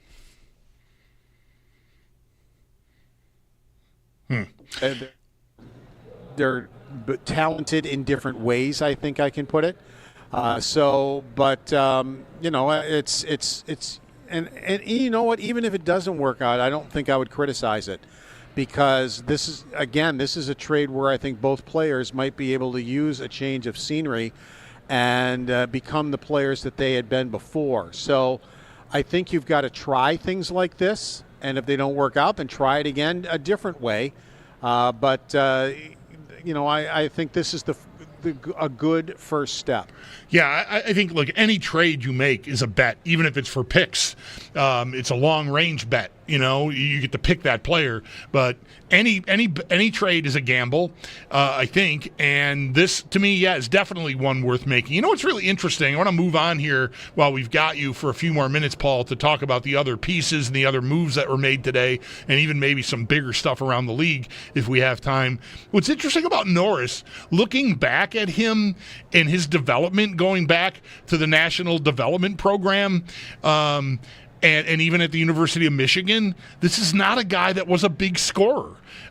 He got to the AHL after he got traded from San Jose to Ottawa and scored 31 goals in 56 games, and then has produced consistently at that level in the NHL. Again, never more than 66 games. He had 35 in that season, 21-22, and has gotten rewarded and has a big contract. But it's weird to me, like, he didn't even have like a big burst year playing junior hockey or anything. It's just, it wasn't until he turned pro that he became a goal scorer, really. And I think San Jose saw that in him when they drafted him, and Ottawa saw that in him when they demanded him in the trade for Karlsson. Might be a little bit of a late bloomer, but has that type of talent that you can come forward with. So it's just one of those things. And people talk about the Sabres going to make a move. Are they going to do this? Are they going to trade Tkachuk? Are they going to do this? And you know what I'm like with that. I just back off it all, because I can't predict how many trades they're going to make in the day or anything like that. And who had Dylan Cousins being traded for Josh Norris? I mean, that really didn't come up. Right. I mean, Cousins' name came up, that people wanted to have discussions about him, but Adams wasn't actively shopping him. And, finally Ottawa had an intriguing, way of putting it. And they, as he said, it was a longer type of a trade conversation. It didn't just happen overnight. But you think back, it really wasn't talked about, that particular trade. No, not at all. Being made, or with Dennis Gilbert in it, or a pick being in it, or anything like that. So that's why, I know I just back off sometimes when it's like, well, what do you think they're going to do? What are they going to do with this? You just never know. Honestly, I don't think he knows when he goes into the day, what's going to come together and what's not. Yeah. He knows the conversations he's had. He knows what direction he would like to take those conversations, but I don't think he knows how many trades he's going to make or, who it's going to be. Paul, to that point, of course, Cousins' name was all over the place. In any blog you read about the trade deadline and the trade market and the trade big board, his name was there. And look, I'm not going to pretend that I consumed every morsel of that kind of content, but you know whose name I never saw one time speculated about? The guy the Sabres acquired today, Norris. I never saw this. That came out of nowhere for me, and I think if all the big wheels are being honest, I think they would have to say the same thing. I mean, I never heard his name once. But even like when Peterka's name popped up yesterday out of a couple of places, and then all of a sudden one of the beat reporters just said this isn't right. The Rangers are not having discussions about Peterka, and he turned out to be right. I mean, as Kevin Adams said, no, that didn't happen. That wasn't happening. And that doesn't mean he would never trade Peterka. It just means sometimes you have to be careful with what you hear out there. People take it as gospel, and then they will, this is definitely going to happen, or it's imminent, or something like that, and it really isn't. Paul, how about a quick word on the Zucker extension? We covered Greenway yesterday on pregame. How about Zucker?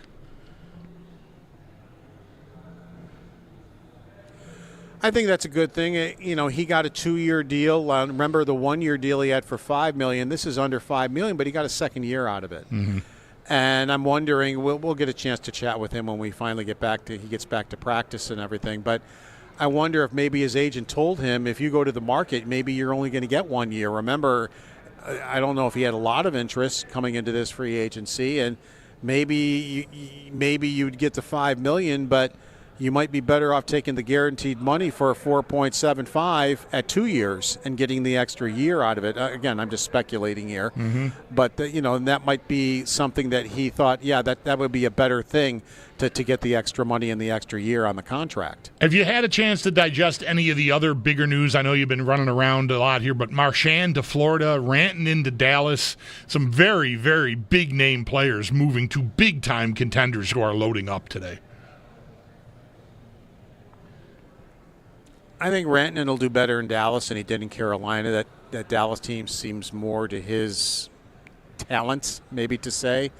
I didn't see the Marchand things coming. I didn't think, the Bruins obviously now with the people they've traded are going into rebuild mode. So that's one thing you're going to have to look at with that. And so no, I did not see that one coming at all. But then Carlo went and Coyle went, and they made deals. Now Adams couldn't comment on Yoki Haru going to Boston because he can't comment until the trade is actually made by the league. The Obe Cabell one just was made before he walked in with us, but and we understand that. That's sure. Every GM I've dealt with throughout this is the NHL, and even though the trade deadline is at 3 o'clock, you can be sitting here at 5 o'clock, and all of a sudden trades are coming down. I think they still have a fax machine because that's what they used to blame it on. Well, the fax machine couldn't handle all the trades that came over. So at 5 o'clock, the Buffalo Sabres traded so-and-so. I think they may still be using that fax machine. Paul, I have been refreshing the TSN trade tracker. They still don't have return on the Yoki Haru deal, like you're saying, nor the Marchand deal. It's amazing. Here we are 2.5 hours after the deadline has passed. All right, Paul, thanks for all the heavy lifting. Great job getting there and getting us on the air with Adams live like you did. We really appreciate it, and enjoy the rest of your time in Florida. No problem, and I will, and have a good weekend, and we will talk soon. All right, there you go. There's Paul Hamilton live from Florida.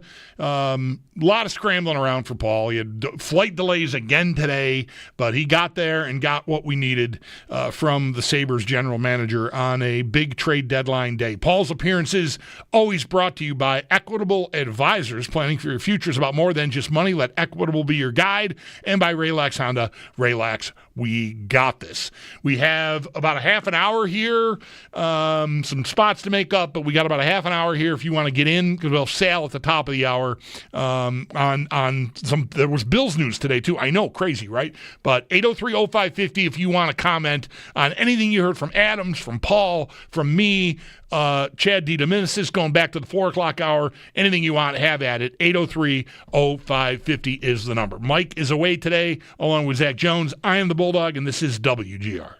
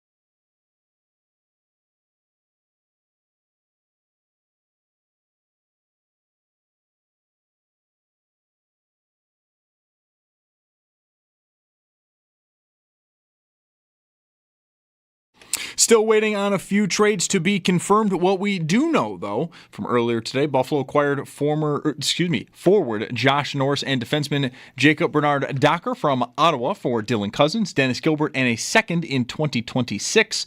Defenseman Eric Brandstrom's coming over from the Rangers for Nicholas Abe-Kubel. And then the one trade for the Sabres we are waiting on is Henry Jokiharju appears to be heading to Boston for what yet has not been reported. And then the Sabres do officially also get another extension done. Jason Zucker inks a 2-year deal, average annual value worth $4.75 million.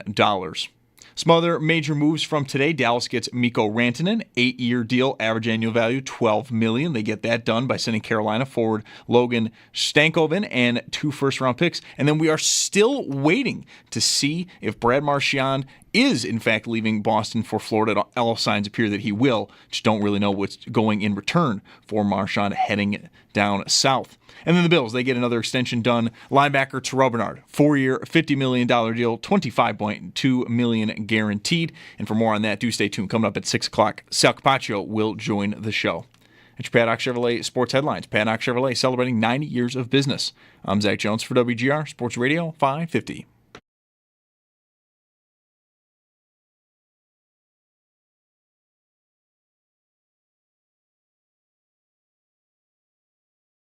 Giroux in front, Norris scores! Tied in, Josh Norris.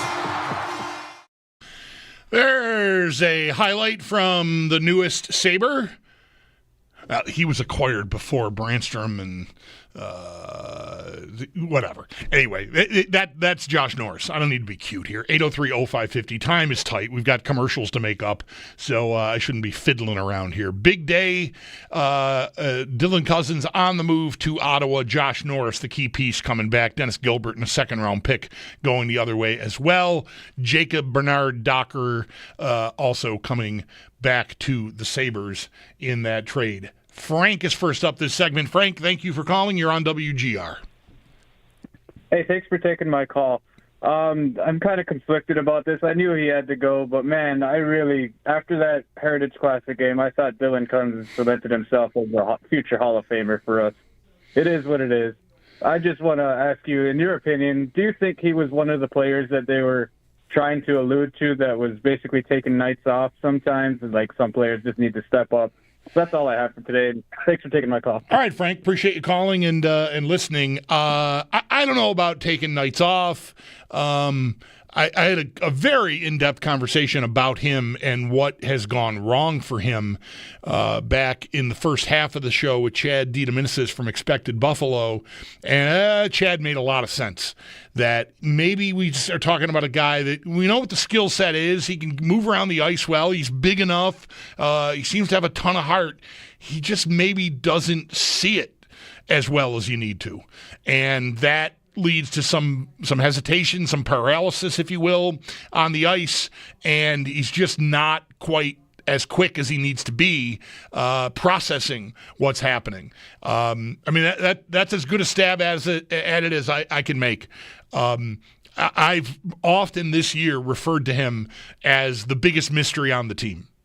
Right, goalies go up and down. What's going on with Luukkonen? Why isn't Levi turned out yet? I have a variety of theories there. I think Levi got rushed. He's doing what he should be doing, dominating in Rochester. Good. Luukkonen has had a very bad year off of a great second half of last year that earned him a big contract. Those I can explain away somewhat technically, right? Cousins has just been a mystery to me. I mean, I can't tell you if he, got paid and just, I'm all set. All right, I don't know. That's an easy accusation to make, but I don't know that that's the case. I've never heard that to be the case. I just don't think the guy had it anymore. Like he just could not play at the level that he somehow reached 3 years ago when he got the big contract. So I'm in favor of them moving on. I'm somewhat stunned they were able to get a player, albeit with the very scarlet red asterisk of injury concern that Norris carries. He's had multiple surgeries on the same shoulder. Has only played a max of 66 games in any NHL season. Has missed a lot of hockey. But he produces at the clip you were hoping Cousins would maintain when he got paid. The question with Norris is, can he stay on the ice frequently enough? But I like the trade. As down as a lot of us, and I definitely have been on the job Adams has done over 5 seasons now, almost 5 full seasons. This will be his 5th complete season as GM of the team. I think he made a good trade today for this team. That doesn't mean it's going to work. It doesn't mean Norris is going to stay healthy, but I think it was worth the shot. I'd be hard-pressed to envision them doing better in a return for Cousins, because as much as we liked what he looked like 3 years ago, he has spent 2 years really wandering the desert looking for a drink. And so Ottawa's taking a chance on that, even though he's more dependable health-wise. They're giving up. These two players play the same amount of hockey over the next few years. I have no question Norris is going to outperform Cousins. The question is, does he play enough hockey to make that happen? And that is a big question, and it's significant. That's what makes it a gamble. And to me, one worth making. Thank you for the call, Frank. 803-0550 is the number. Time for a couple of more before we hit up Sal at the top of the hour. So if you're on hold, hang in there. I'll get to you right after this on WGR.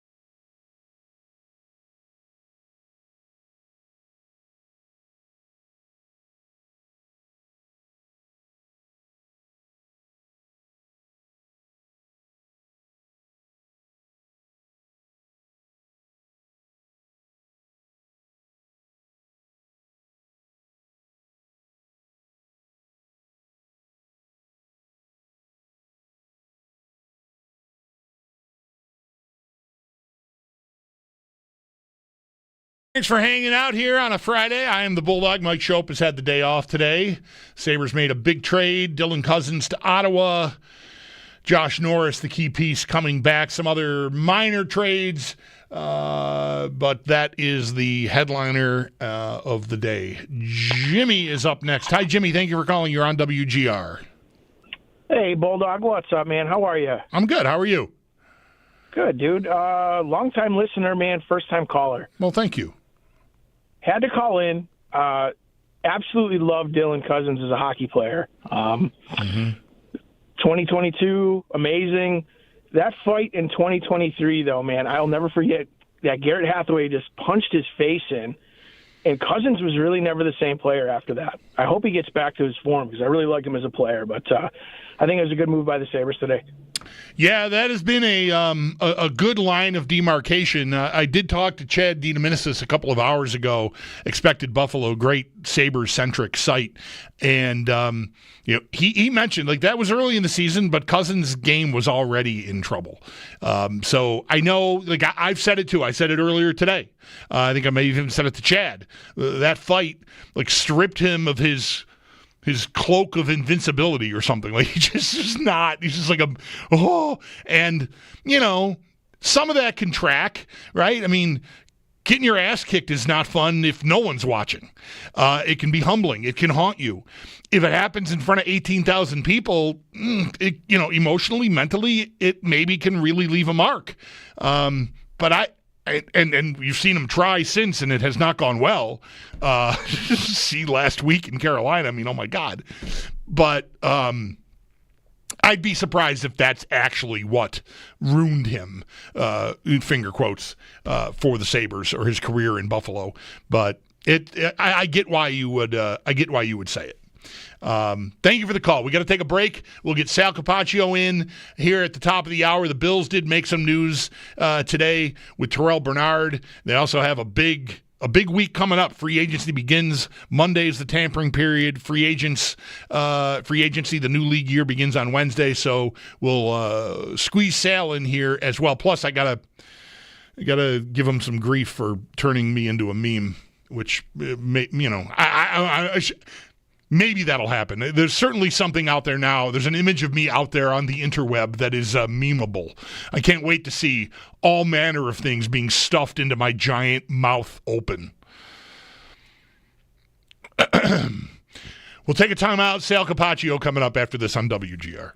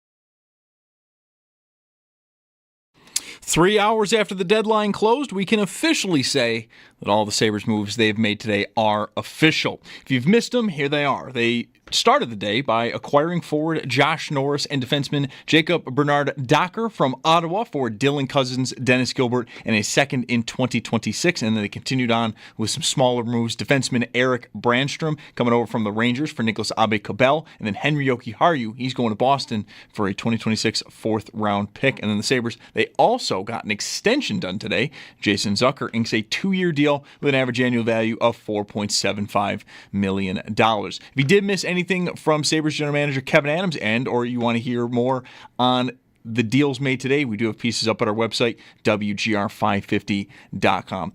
Some other notable news bits from today. Dallas does get Mikko Rantanen. They give him an 8-year deal with an average annual value of $12 million. To get that done, they send Carolina forward Logan Stankoven and 2 first-round picks. And then Brad Marchand is going to go to Florida from Boston, though we still do not know yet what Boston is getting in return for him. And the Bills, they got their extensions done. Linebacker Terrell Bernard, he signs a 4-year, $50 million deal, $25.2 million guaranteed. For more on that, we do have a piece up at our website, WGR550.com. And do stay tuned. Sal Capaccio will join the show next for the latest surrounding the Bills. That's your Paddock Chevrolet Sports Update. Paddock Chevrolet celebrating 90 years of business. I'm Zach Jones for WGR Sports Radio 550.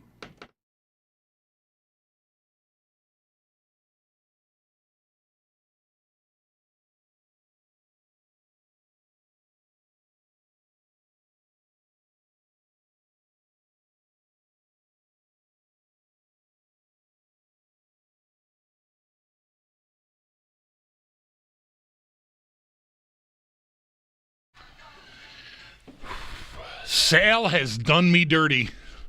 That's what he did.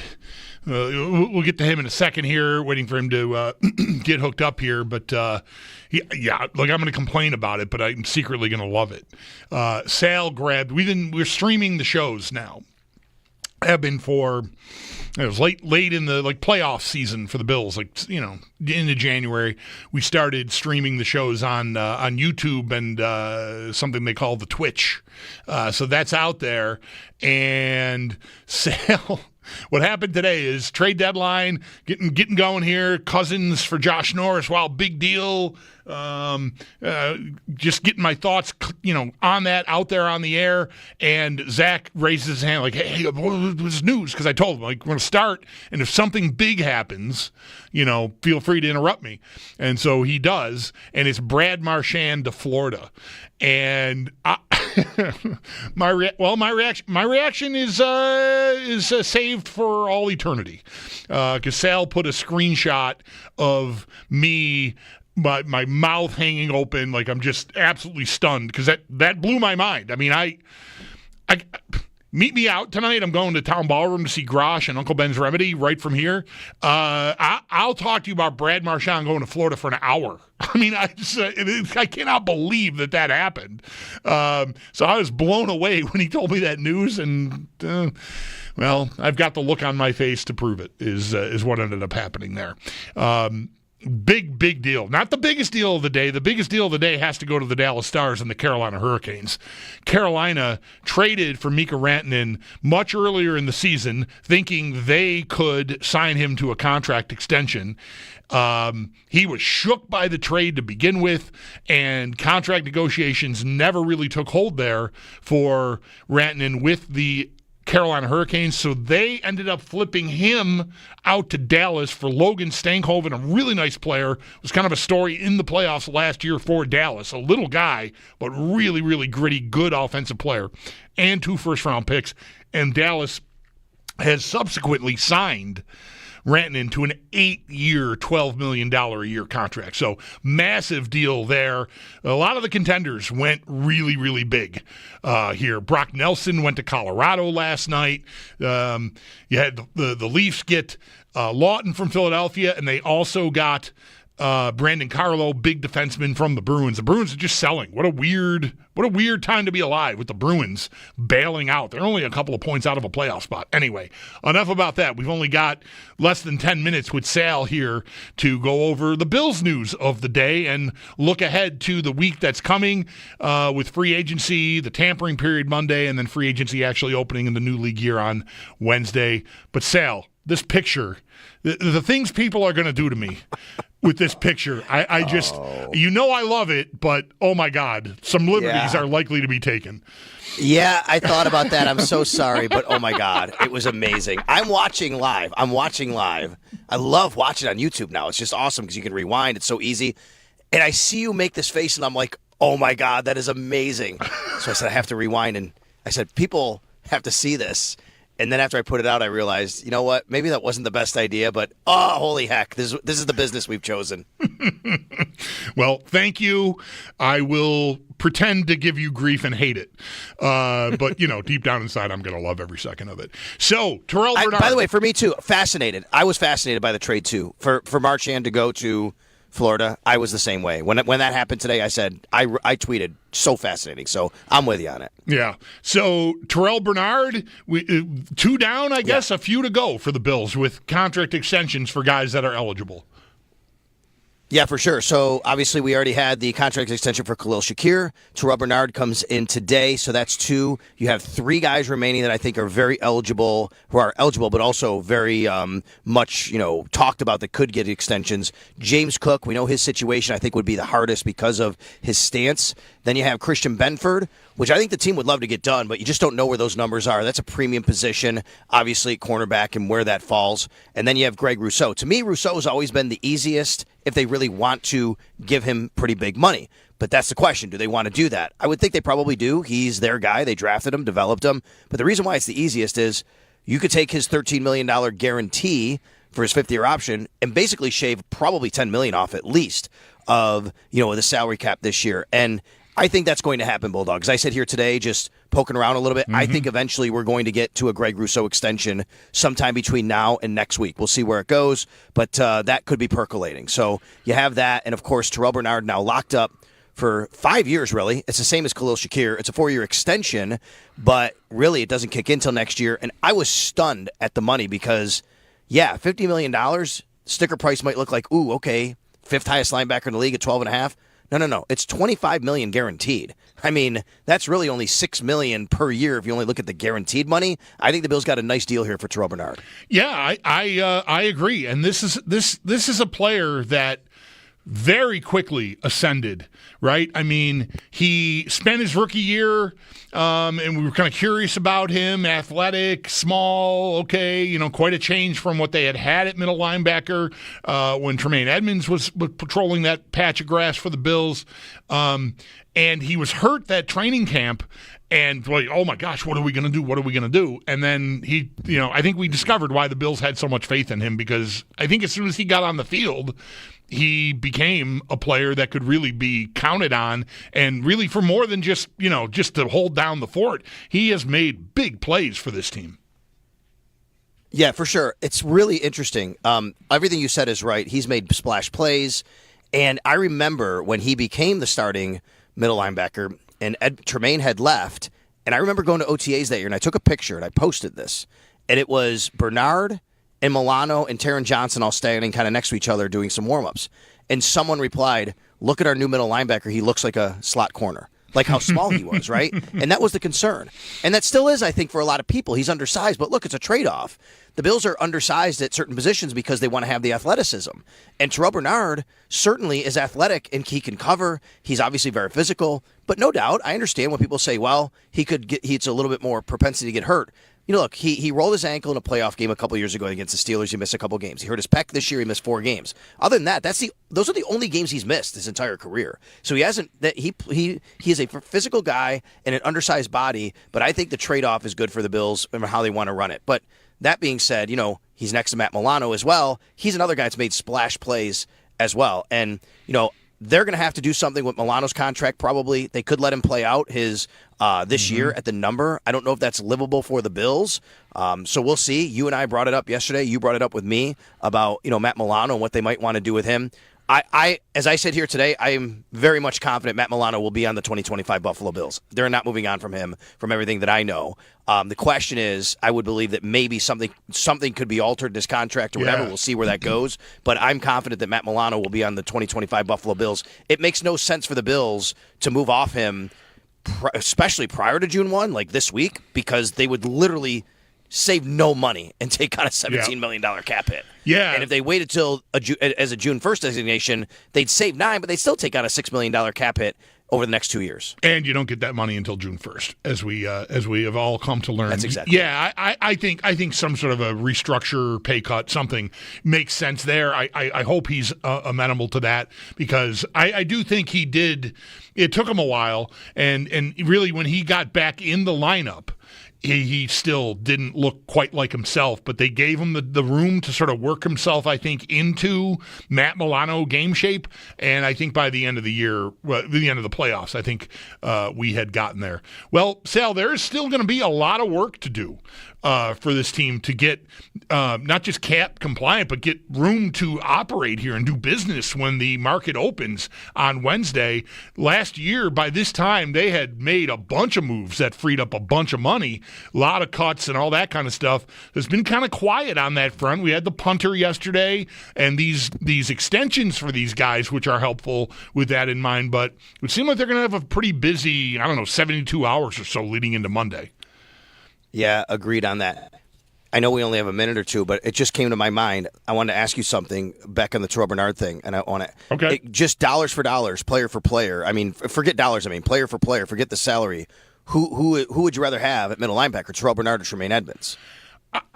I would say Bernard. I think Edmonds got a tough ride. I think a lot of what he did effectively, taking up space with his length, is not the kind of thing that, it's not splashy. But I think it was very effective for the Bills. But Bernard, the big plays, I think, make an impression. So I would say Bernard. Okay, and the reason I ask is I went back and looked. Terrell Bernard's, when he left, 4 years, $72 million, 50 guaranteed. Right.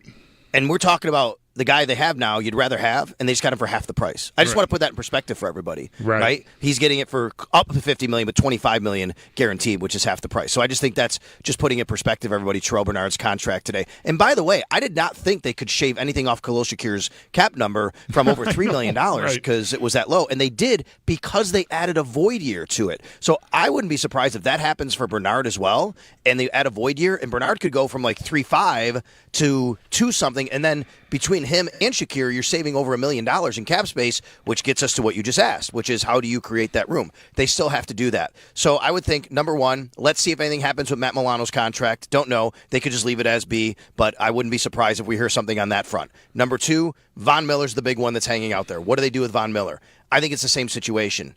To me, there's only two options here. You either release Von Miller or he restructures. You're not keeping him at $23 million on your salary cap. I just think that's no way to me that is happening. And then a couple other guys, you could look to say, okay, what are we doing? Connor McGovern going into the last year of his deal. Could you do an extension there to lower his salary cap? AJ Epinesa has always been a sneaky June 1st guy for me because you could save like $7 million and only eat like